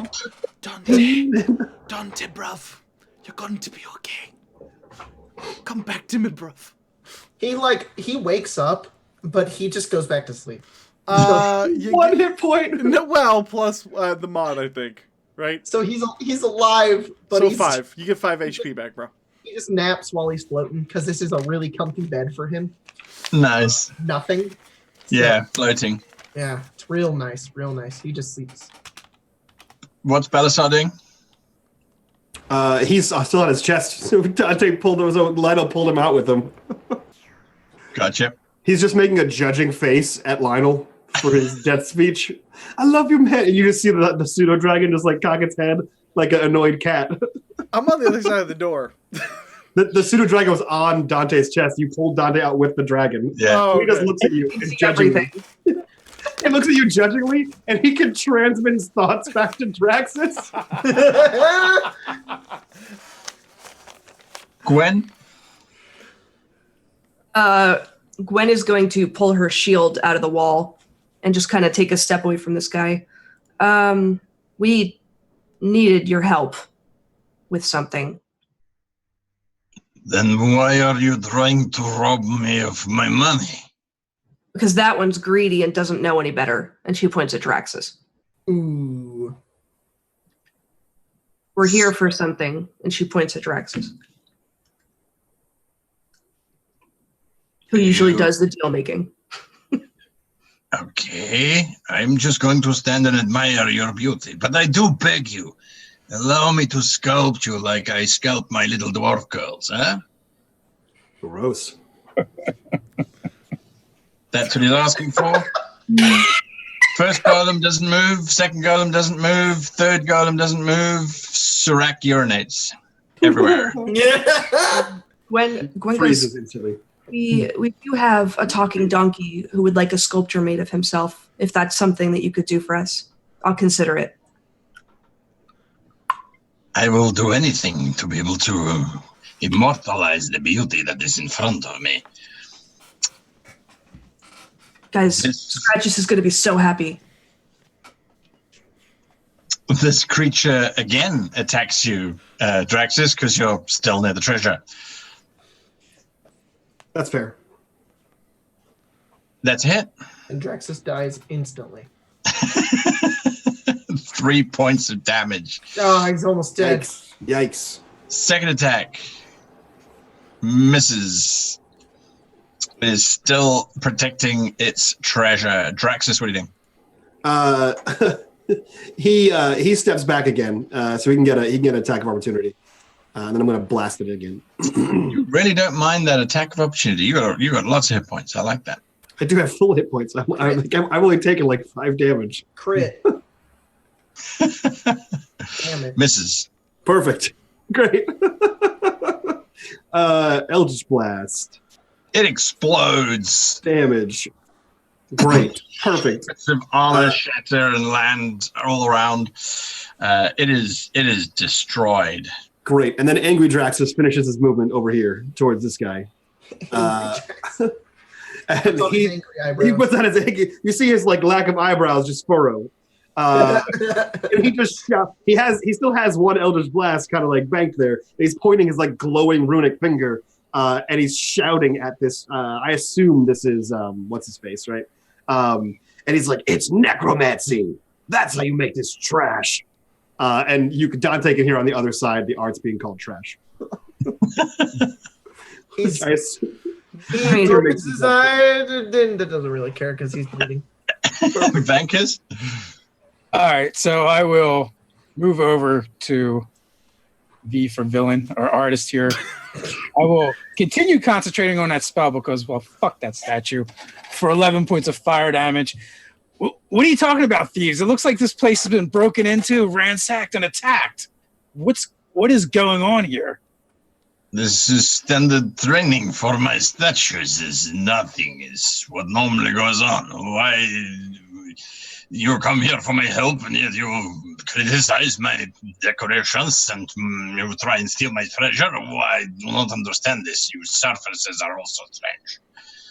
That other dwarf, he told us that they needed help in here, right? That was the story. That's indeed true. So you just tricked us to come down here for like a death trap? Are you saying that to Drasulski? Yeah, yes. I don't know who you are talking about. If you are talking about that swindler in the tavern, then sooner he dies, the better. He said he was an associate of yours. Yeah, he buys my statues from me and sends me. He sort of looks at Draxus and then he looks over at his golems. Fresh inspiration for my creations. You're weird. Dante the Sleeping? I don't know how this would go about in game, but he's wounded, tired, got hit by traps the whole way here, is floating and woken up to the blissful whispers of Lionel that put him to sleep almost every night. So he would go to sleep. I'm gonna give you a soft little through the hair. he orc purrs and eventually just begins snoring. Orc purrs? And yeah, he curls into a little ball, and he's like, That's disturbing. Yeah, beats anything I've done tonight. He is the orc purring. It's a thing now. There we go. He looks at you, Gwen. We live here now, huh? You stop hurting my creations. What is it that you want from me anyway? He looks as if he wants to leave the room. Gwen looks over to Venkus, who was just attacking the statue still, right? Yeah. I'm still concentrating on a spell that has it glowing. Correct. Okay. Yeah, she would just look over and Venkus, it's over. I don't know if they told you or you got the memo, but it's over. If you want to team huddle. I let out a snarl and then release the spell. All right. And with that, we're officially out of combat rounds. So anyone is free to act. So I'm gonna basically go slide back into the other room and kind of like immediately see everybody there. I'm gonna just straight up cold cock this guy. Just once. I'm not stabbing him. I'm not gonna keep beating him. I'm just gonna give him a shiner. Make your attack. All right. If I have to, I will use my Psychic Blades effect. But yeah. So there's a natural 20 to cold cock him. You definitely sock him on the side of the head. You can do your damage. I think it's just 2d4, right? Yeah. Or it's a point. You just do a point. Oh, it's a point. So it does 2 points. It just does 2 points. That's it. Sure. But if that was the case, then why would anyone ever try and do that? You smack him and he drops to his knees and then drops to the floor unconscious. Well, my work is done. And we were going to talk to him. I'm going to slide back on the other side and just leave these guys and go make sure Dante's okay. Right you are. We're out of combat, so anyone can act. Soraka's busy very carefully and quietly crawling his way towards the door, but he's afraid to move too quickly, otherwise the golems might come after him. Sorak, get up. They're done. What if they hit me again? They're done. He sort of looks over at all of them. They're still held in the same pose they were when they were about to beat the snot out of him. He crawls forward another 5 feet, and then he sort of stands up shakily. You can see his knees are wobbling, and that causes the rest of his body to wobble, and especially the outlying areas, as he starts to then walk very nervously forward. I don't feel very good at all. Not at all. I don't think I can go on much further. Yeah, no, I know. That's why I told you not to come at all. Don't worry. Only Lionel's punching people now. That can't hurt that much. Oh, it hurts pretty bad, actually. You can see it looks as if his shoulder, his clavicle is clearly broken on his one arm because it's just hanging loosely. It does look like the arm is actually... He is really close to I will go over to him and I will like grab his shoulder and put like one hand on the between his shoulder blades, just pop it back and hit him with a Cure Light Wounds. All right. To help him out a little bit there. Sure. Your Cure Light Wounds is how much? He's going to get back. I'll give him a second level spell. So that is going to be 11 points. 11 points. Takes him from 1 hit point to something slightly better. As you crack, punch, pull, and heal, he goes through the same sort of range of pain and an instant gratification and relief. And his lips tremble a little bit until they do form into a smile. And he looks back at you, Vankus. Huh. I never knew it could feel so good to be so broken.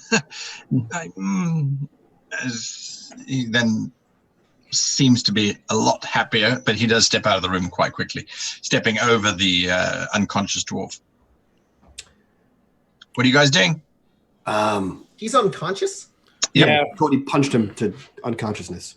Oh no. Dante, we need Dante or Gwen, or maybe both of you can drag him out of here. Let's go someplace more comfortable. I feel like we should tie him up and just drag him with us the whole way. Can I pick the creepy guy up and throw him over my shoulder? Sure. Okay. Lionel would have to resist that, I think, unless he's No, willing. you're not the creepy guy. Oh, got it. No, the other creepy guy. You're welcome. I'm sorry, I had to make the trip. Well done. I just keep loving you, bruv. And you just keep Dante hurting me. loves you. Dante loves you deeply. Once everyone gets out into the hallway, Draxus looks exasperated and looks, I don't know if you guys all caught that, but the guy that sent us down here, shut up, Dante. The guy who sent us down here sends fresh meat to him for his art. One of those chests was full of corpses, and the statues were also full of corpses. He's not an artist. He's a necromancer. Hey, Draxus. Yeah. He could still give us the mold to make the heart, right? No, he has the heart. We just need to take it from him. The heart, right. Just go get it. Go look for it. She just looked at him. There's still a rampaging statue. That Is there? wasn't any of them. Maybe there's not. Maybe it was No. all a lie, bruv. The other one is his pièce de résistance. I know French all of a sudden. I learned it in my downtime. Why don't we keep looking for it? And if we need to, we'll wake up our friend here. Yeah. I feel like Dante, who knew exactly what the giant statue was, didn't freak out when he went in that room and saw it. So I assume it's still on the rampage. Also, there's blood in that other room over there. Like a lot of it. Like a lot of it. I'm gonna walk over to this guy and kind of slap him awake a few times. He's on Gwen. Oh, Yeah, she doesn't like that. You already hit him, and she thinks you're gonna knock him more unconscious. I'm just gonna give him a little double unconscious. Just give him a No, little but as soon as you go to raise your hand, she like puts her hand out, like no. Double unconscious. She thinks you're gonna like kill. No, but she thinks you're gonna like kill him or something. So she'll. I'll hold up my hands. She's like, "Give me a minute," and she puts him down, up against the wall, right out here. I still say we should tie him up. He's out here. On the record. He's not going anywhere. Let's just put this motherfucker in between like all six of us or whatever, and we'll just stand around him like a. Never mind. And we'll stand around him, and then we'll get him awake. I'll tell you after the show. Guys, if you want to find out what happens after the show, join us on patreon.com/SaberDice. We'll post it in the Discord later. Yeah. Anyways, getting back to the point, we'll just stand around this motherfucker and we'll wake his ass up. We'll tell him we're gonna take the heart, and that's the end of it. I think it's pretty easy. I think it's There's pretty still a easy, rampaging monster. There still is an actual rampaging monster. Are we even sure it's not under his control? He said it was part of his training. You got a point. Well, And we if could they have were asked him trying to that. get us to come in here and stop one of his monsters, maybe they were trying to steal from him. Maybe. We could have asked him. If you let me, I'll wake him up. If you hadn't hit him in the first place, you wouldn't have to wake him up. He but I see where you're deserved going. it. He deserved it. All right, just get him. Yeah, we'll slap him awake. All right, so you form a circle around him and bring him around with some vigorous slapping. I like to imagine that we all form a circle around him and everybody else is awake looking down and Dante is like floating and still asleep, but he's in the circle. We're gonna from Airplane where they all take a turn slapping him like various objects. We're gonna circle around this dude on the ground and Just give him my a few unconscious slaps. face hitting his unconscious face. That's my king. Oh God! He looks groggily up at you. I stopped the creatures from attacking. Why did you hit me? Because you're a shit. You deserved it, bruv. Now where is this Everyone's a art? critic of my art. And for worse. Oh, your art's Now, what do garbage. you want here? The heart of Brax. I will never give away the heart of Brax. I'm thinking that you will, bruv. And I'll give him a little intimidation check. You have advantage. I did just deck this guy to knock him the fuck out. Yep. Oh shit, man! You just got knocked the fuck out. That is a. Where the fuck is it on this thing? Intimidation. There we go. Found In it. alphabetical order. That's a 20. The dirty 20. Dirty Nice.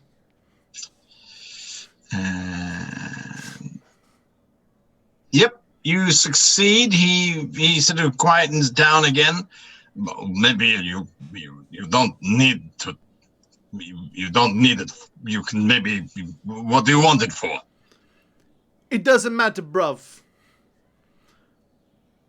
But we're going to be taking it. Well, why don't you just tell him why we're going to take it? It's going to benefit him. It might not benefit him. It's going to benefit everyone that lives in this Because world. he is a necromancer. That's what I was getting at, Vegas. I am not necromancer. I am artist. Call it what you will. You repurpose the dead for your shitty art. Technically, I am repurposing the living for my art, but that's not Even worse.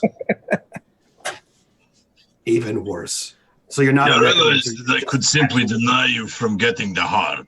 My greatest creation, Ansky, is still alive and operating freely in these caverns, huh? You realize that we're in a building full of all your greatest art, and the art of any good artist triples in value once they're dead. You would not slay me. I am an unarmed man. I would in a second. He would, bruv. They're kind of shitty heroes. They would. I'm not an hero. I'm here to get paid. Take my egg. What do you mean? Drax has been telling stories about being heroes. I look at Serac. He's been talking about becoming heroes and legends and this whole trip. The victor. What history is written by the victor? I don't know who this victor is, says Serac from behind, but I can certainly tell you that I don't think that these are the very best of heroes. Not that I'm saying anything bad, but we seem to loot a lot, and that's about it. We do have lots of children, however. The ends justify the means, Serac. Oh, I'm not complaining. I'm not complaining, he sort of says, rubbing his shoulder. He's bleeding from everything. That's broken. I'll give Dante another healing word. Get him up and running. He stays asleep. I'll slap Dante. You get another 6, bro. Dante, it's time to wake up, bruv. I don't want to wake up, Dad. I don't want to go kill the humans. I just want to lay here and sleep. I don't even like toes. Fine. All right, I give you heart. Just don't call me a human again. It is insulting. Fine. I come. We go. We get heart, huh? Do we need it after we're done with it? Can we bring it back? I don't know. If he's still in one piece, we'll bring it back. I would then. I would be very grateful if you were to bring it back, huh? I would make it very much worth your while to bring it back to me, huh? After we save the world, we will definitely bring it back. Right. You come with me. I'll show you where it is. Can I insight check him? Sure. Hey, how much did you heal me? 6. 11 total. 11 total? Wow, that's a lot. Here, I'll give you some real healing, and I'll cast Cure Wounds at second level on you, so you can take another 12 back. Hey, there we go. I'm at 17 wounds. What was your insight? 12. 12. He, as far as you're concerned, is definitely telling the truth. He wants to live. Okay. Yeah. She'll point, lead us, Sure. He leads you back down to that forge room where you can see there is large pools of blood around the forge, and the rather unfortunate smell of bacon as various limbs stick out of bronze casings and castings that are still in the forge itself. He's obviously left them unattended whilst he has come to see what noise was going on and observe the battle. So the arms and bits have started to crisp over. From there, he leads you further down that long passageway. I'm not going to move all of the tokens and things. And opens up the side door, takes you through the side door. He opens up another door, and you enter down into this massive, massive chamber. There is just no ways to describe it. It is so big, you actually can't see in all different, you can't see the full extent of it simply because it's so large. But at the very center of this glacial cavern, which appears to have, it reaches up to the point that you cannot see the ceiling of it. But in the very middle is this spectacular lake. And what makes it so spectacular is that it looks like it's made out of liquid sapphire. It's so blue, but so still and so calm that it really looks like frozen sapphire. Horrifically, in the frozen sapphire at the bottom of the lake, you can see just piles and piles of bones left around. In the middle of the lake, however, there is this large island made out of ice. It has some steps carved into it, and there appears to be several stepping stones or floating ice lily pads almost, between the island and the edge of the lake. In the center of the island, there is this very large stone structure made out of a very, very black obsidian stone. And in the very center of it is this, well, it's difficult to describe. It keeps changing shape. It's almost heart-like. It's almost solid, but then it seems to shift and morph as if reality has been bent and twisted all around it. There is this calmness that washes out over you as you see this thing. It's heart-shaped, probably 5 foot in diameter. This very large thing. It's possibly made out of bronze, but it could also be made out of liquid gold. It's difficult to pin it down. So that's what you see at the center. Standing over it is this mega construct. It's got 4 arms, 4 legs, this large lion-like head. It is truly spectacular. When Sirac sees it, he just starts crying. It's such a thing of beauty. Drosolski looks from you to it and back again. You realize that this could destroy you, huh? This is my most powerful creation. So we have agreement. You take heart and you leave me alone. Correct? Gwen reaches out. Oh, sorry. Yeah. Well, you're doing a thing. I'll talk. Yeah, we just need it to save the world, and then we can bring it back when we're done with it. Are there any more little traps over there? If you take the heart off of the plinth and I do not control the golem, it will simply destroy you. Perfect. Walk over there and get it for us. And I'm gonna motion to Gwen. Perhaps you should go with him. It is quite heavy, but one of you should be able to carry, yes? Gwen scoffs and then pulls open her bag that she has. I think we'll be all right.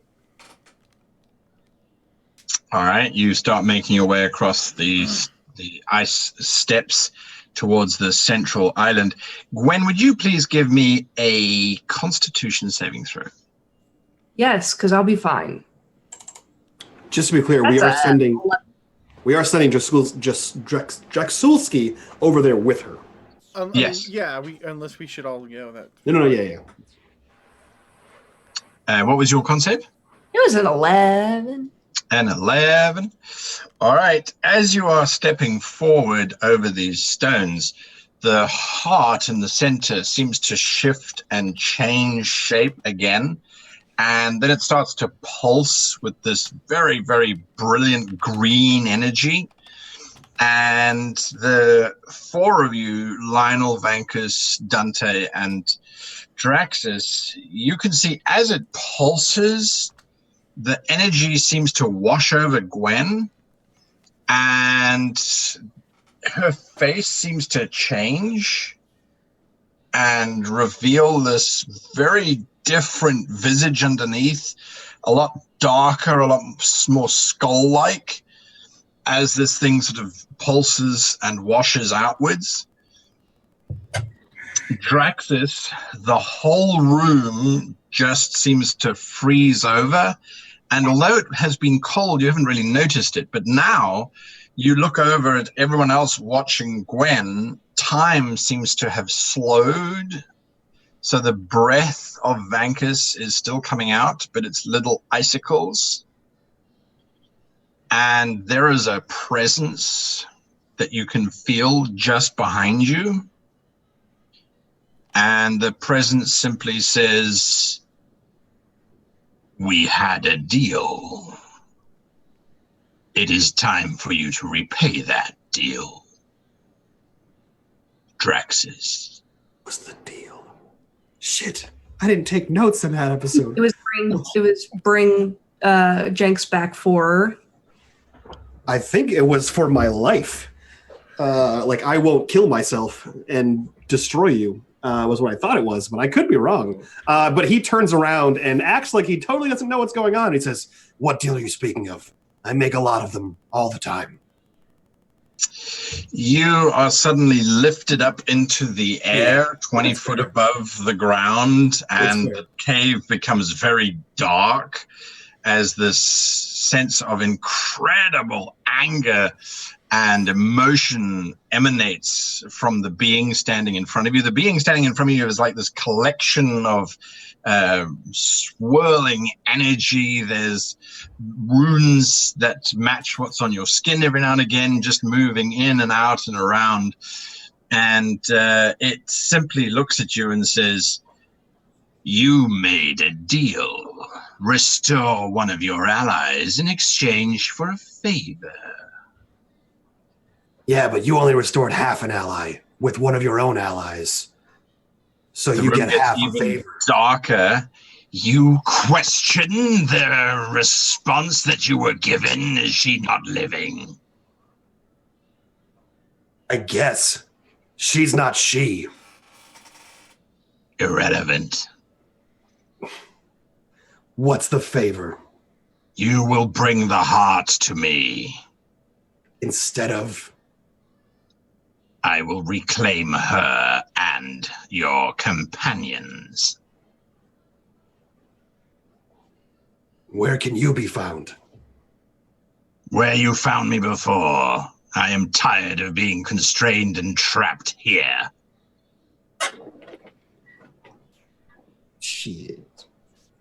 He looks around at everyone who's like plotting sick things and the dwarf guy, and he just looks back to this entity, and he kind of closes his like snaky slit-like eyes and just says, "Done." The room is suddenly bright again with the blue of the cavern. Breath suddenly speeds up and everyone is moving again. Lionel, Dante, and Vankus, what are you guys doing, having seen this energy washing out over Gwen? Draxus, what was that? And why does Gwen look like a monster? Dante will look up at the light and had been watching. You see that Draxus is facing the other way. I don't know what's going on. I missed it.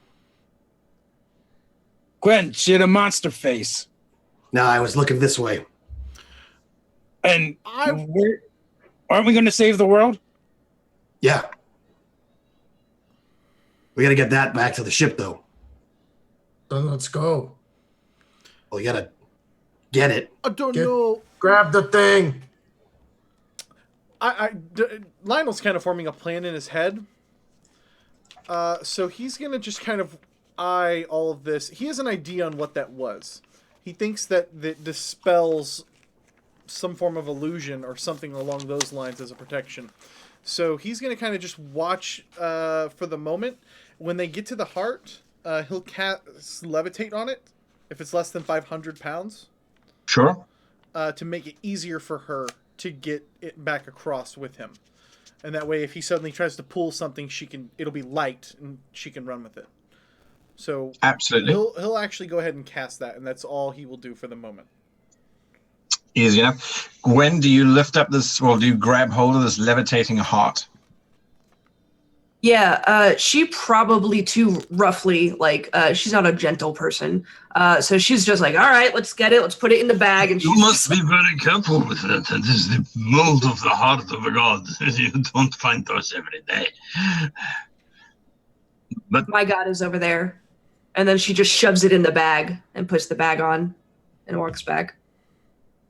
Okay, I don't know what is going on, but that's fine. It looks like she's a superhuman strength. She just casually slaps it in the bag. She holds it over the shoulder. It's still levitating. Absolutely. Absolutely. What are you guys doing? You have this thing, Drosulski standing on the island looking furious with his giant statue behind him.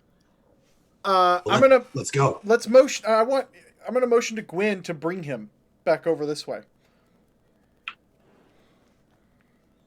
He'll be escorting us out. Yeah. There's a shitload of traps on the way in.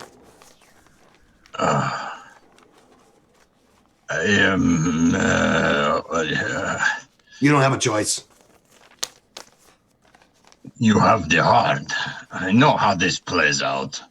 The deal was we take the heart safely out of here. She'll walk back to him. I'm not going to let them kill you. That would just be rude at this point. She is a paladin. They could kill you over me, and I could watch. But I prefer we don't do that. They just don't want to die on the way out. I wouldn't trust them, you can believe me. Pointy ice spikes. Few installed traps, yes. Very well. I will come. He joins you as you disembark from the island. There is an easier way, I will show you. He says he starts walking towards the wall. Okay. Follow. Yeah, Lionel doesn't want to do anything until we get to that the last thing, the last door to be completely out of this fucking trap place. Right. So I'll be I think Gwen's asking him about his how did you get into doing this? Why are you like this? He's just small talking them while they're on their way. Yeah, and he actually opens up because anyone who has ever engaged an artist will find that once you find their pain point, they will just start talking.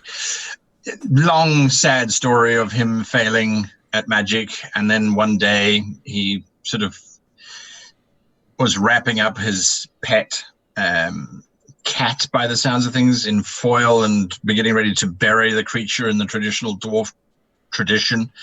And then he used some magic, which didn't seem to work so well, and the whole thing animated, and it looked kind of nice, and his mother bought it. Anyway, it's a typical journey of a madman who stumbles across something and then capitalizes on it.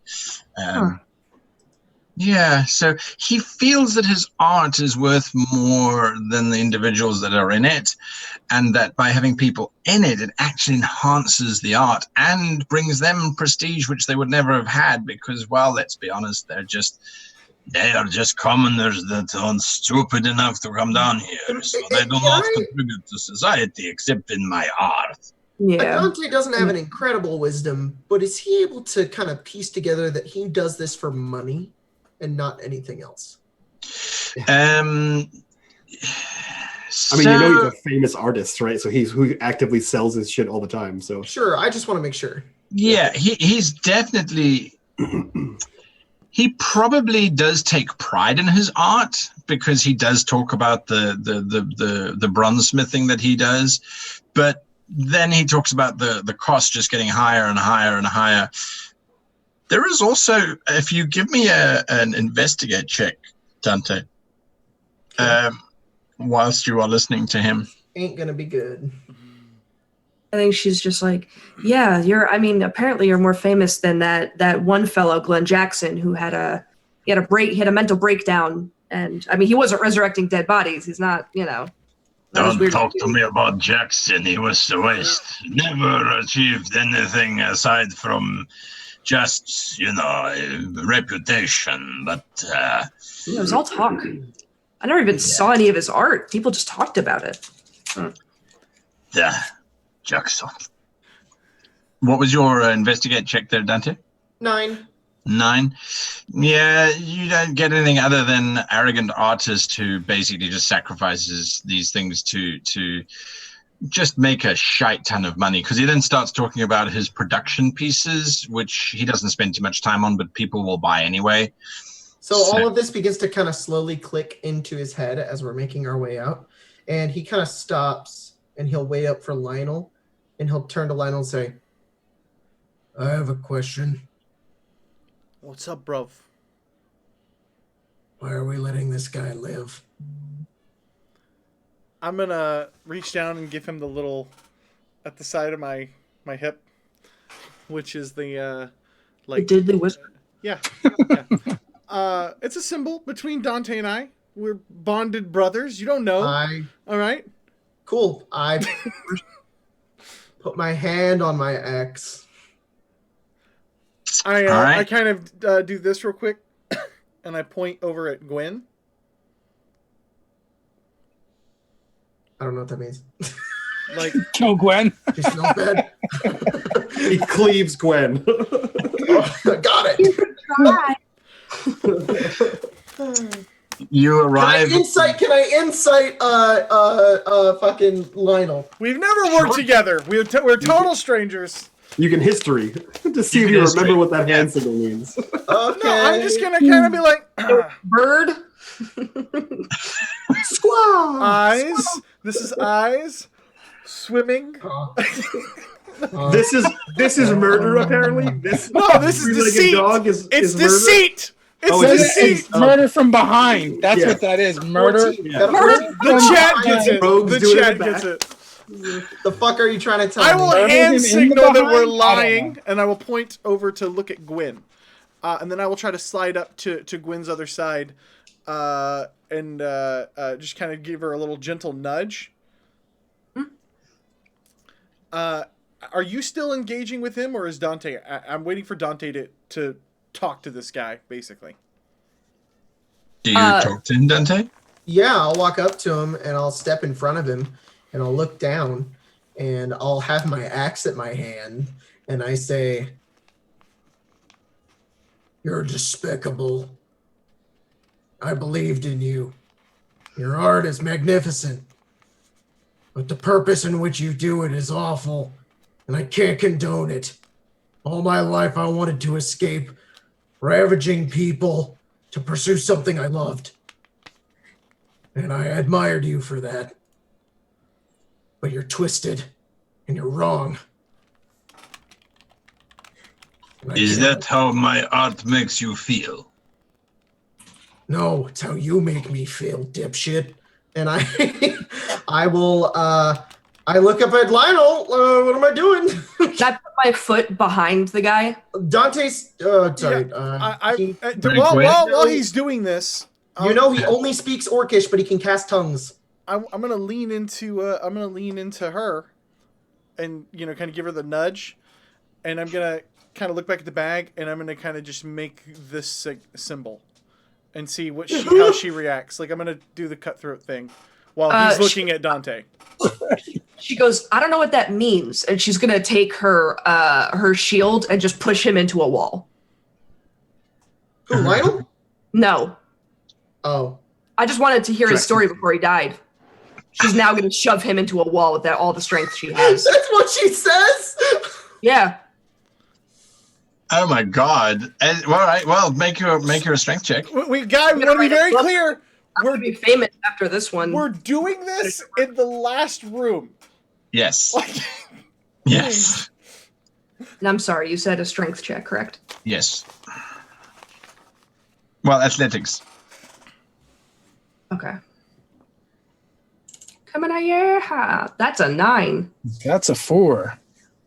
A 4. My bad. Favorite dice 4. No, it's a 9 after your modifier, but it's a saver dice 4. Yeah. Yep, saver dice 4. My saver dice 6 beats yours. You sort of shove him. He goes, hey, what is this? Yes, I understand you're not happy about my art, but I have brought you to exit. What is going on? What is going on? I give Dante the nod. I am going to cast Hold.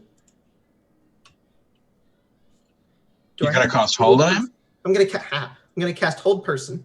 I'm going to do it at nope, just second level. Okay. That is a wisdom saving throw. Wisdom saving throw. His wisdom saving throw is 10. He is paralyzed. Oh no, that means auto crits. Do it. I pull my axe back. Yeah. And I look at him. And I just shut my eyes as I decapitate him. There's just dwarf blood everywhere that sprays out. It spews all over the ground. You can all give me perception checks, please. I have an action I would like to take. So Yes. Okay. As you're busy all perceptioning, perceiving. What are you doing, Lionel? Oh my god, it was a natural 20, and then it rolled over. That's a 5. Does the perception check matter, or can I go and do my thing? I have a 16. Depends on what you're doing. I'm going to walk over to him, Sure. and I'm going to reach down and begin pulling his shadow off the floor in like a wispy Nice. bit of smoke, and I begin to kind of like wrap it and coil it around my hand, and it kind of dissipates the shadowy energy into myself.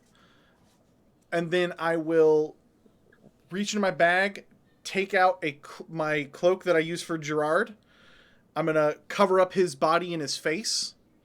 I'm Yeah. going to bundle him up really tight and kind of bundle it. Then I will, in a matter of moments, I will become the artist. I look every bit identical to him with my mantle of whispers. Gwen goes, that's an improvement, honestly. You stole his face. It's an illusion. Okay, I adopt the humanoid's persona. When it dies within 30 feet of me, I can magically capture its shadow using my reaction. I retain the shadow until I use it. And I can use it as an action. When I do so, it vanishes, magically transforming into a disguise that appears on you. You now look like the dead person, but healthy and alive. This lasts for an hour, and I can end it as a bonus action. While I'm in the disguise, I gain all information that the humanoid would freely share with a casual acquaintance. Such information includes general details on its background and personal life, but doesn't include secrets. Gotcha. All right, so that's what you're busy doing. Whilst you're doing that, I think Draxus, Gwen got a 14 to perception. Everyone else got less than 10 except for Draxus. So Gwen and Draxus, the two of you, as you're watching Dante Peter Pan this poor dwarf, you guys are also seeing that once the shadow is removed, there is this definite trail of very, very black energy, definitely not shadow, more like necromantic energy that then starts to very slowly slither its way, curling and coiling as a snake might down the passageway. It's not too hard for you to know, Draxus, this is probably something heading towards a phylactery. And this is towards the exit or where we A came bit from? deeper back into the cave system. Shit. I think Gwen goes, ew. And just kind of like looks over at Draxus to see, what is that? Yeah, he's not dead. What? Whatever, we gotta go. What do you mean? Of course he's not dead, he's alive! No. He's So legitimately. incongruous seeing this Lionel. old dwarf with that accent.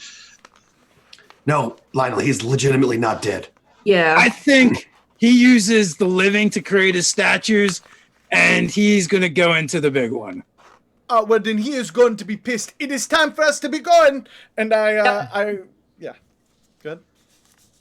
She just goes, "Yep." If he's, if Oh, he's not dead, I will hand over. I don't lose concentration on levitate, by the way. So I'll just hand you over this body, and we'll just be like, we'll pretend it was a thief coming in. I'll lead us out to the whale. No one will stop us. we gotta wait. I didn't just decapitate him for nothing. If he's not dead, I want to stop him. Nah, he'll be back tomorrow. Yeah, I'm not leaving. We gotta save the world first. Yeah, well, we also got to save a lot of people from this asshole. Well, we can come back, and maybe Draxus is right, and dwarves are really just shitty, and I was wrong, because they're letting this guy kill people. They're leading people down here. They gotta know. Thank you. It's just gonna keep doing it. I thought they were just good businessmen making ice and giving water to everybody. Yeah, they're shitty. It's whoever he kills or everyone dying if we don't do this. Serac raises his hand. Might I? Yes. Just a little thought. It is really just inspiration that I have drawn already from Captain Draxus here. And I think it might be, how would you say, poetic justice, huh? If, when we have finished saving the world, what if we were to buy, say, 600 or 700 tons of water and come and flood out this place? It would entomb him within his own statue for all eternity. If you weren't so fat, I'd kiss you right now. He is an evil genius. You know what? As long as we come back to do that, I'm all right with it. Excuse me, did you call him Captain Draxus? Are you not all the captains of the Sartun? Now you had it right. It's Mr. Dr. Professor Draxus. That works too. Wait, are you also a captain? I made the Mr. deal. Dr. Professor Captain Draxus. It is time to be going, Dante. We have to go, Tate. Hey, no, I just don't really want to at all. Yeah, no, it's okay, buddy. You rush up the stairs and out the heavy stone door. There's a very confused-looking guard. Out of my way. We are taking this man for a little experiment. He nods and steps aside. They don't seem to pose any opposition to you. You make your way through the very, very empty dwarvish city and towards Sartun. As you are about to, as you're getting to the ropes that descend from Sartun down to allow you to climb up, you can see the very large dwarf with his very big beard rushing out of the tavern, looking absolutely panicked. And by the time he sees the five of you busy climbing up onto Sartun, he's already rushing forward, waving his hands desperately, shouting, "Trasolski, don't leave us! Where are you going? Trasolski, I don't understand! What is wrong?" Too many of you have tried to rob me from my beautiful, amazing work. I am disgusted by you. You should all flee this area, and maybe I will consider coming back in 12 months. You have until dusk to leave. And I'll get on the boat. Like, I don't give a shit. I don't care if they believe me or not. Sometimes you just say crazy shit, but you say it convincingly, all right? And people don't know. I mean, come on. There's nothing he can do. At the moment Serac is on board, he's like, Kasim, get us out of here right now! And the whale starts to slowly move her way off. He immediately starts to dive Sartun downwards towards the undersphere so that you can go and forge the heart. As the whale is descending, there is a whisper in your ear, Draxus, which simply says, "I am ready to return." And on that note, we will return next week. Nice. Oh my god. Nice. Crazy ass game. Damn. What is happening to Lauren? I have got to know. Stop smirking. Dun, dun, dun. Yeah, you know, as we fly off, I do have to gather up with Leslie and the children and explain to him how shitty dwarves are. Oh, and I'm definitely going to Osama bin Laden this motherfucker, and he's going off the edge of the boat into the abyss. Yeah, that's a thing. Google it. Yeah, it's a thing. We have a quick announcement before you guys head out of here that is kind of important. Next week, we will be starting 1 hour later than we normally do. So I believe we normally start at 7 o'clock p.m. Eastern Standard Time, 6 o'clock Central. We will be pushing the show back 1 hour to accommodate Japanese airlines and travel issues from London to Japan for no one in particular. Shit, 5 o'clock. Hopefully they're not late. Hopefully you don't have another 3-hour layover. We 4 hours. hope. I mean, it's not like both Wednesdays were the days that he picked flights for or anything. So please note the special time. If for some reason the airline should be crazy late and it's just not going to happen, we will keep you guys abreast as to what's going on. But most assuredly, assuming everything goes well and as predicted, we'll have a regular game Wednesday. We will just push the time back 1 hour to accommodate some travel woes from Mr. SCLANDERS there. And of course, we want to thank our amazing sponsors. So Fantasy Ground, our virtual tabletop of choice. I can't believe they still allow us to put their name on things. So thank you, Fantasy Grounds, for being a part of the show. The same thing for Dungeon Painter Studio. All the amazing maps you guys have seen on the show for ages have been built in Dungeon Painter Studio, which is available for $15 on Steam or $12 on Steam. I should probably know that, but it's crazy cheap. We built infinite maps. Like, seriously, build infinite maps. You can make Pokemon maps, by the way, which I will be doing for a video. Don't steal that from me, Jacob. Yeah. Sorry, you're ripping off me, bitch. I'm ripping you. Apparently I put a video out this week, and Puff and Forrest had already put out a video. Everybody knows that, man. How does everybody? I don't watch you guys. Everybody I love knows you, that. David. I don't watch other YouTubers. Yeah, dude. I saw that. I was like, oh, I'm trying to get Puff and Forrest. If I stole that from Puff and Forrest, then he must have stolen that from Reddit 10 years ago in 3rd edition when people were trying. It's okay.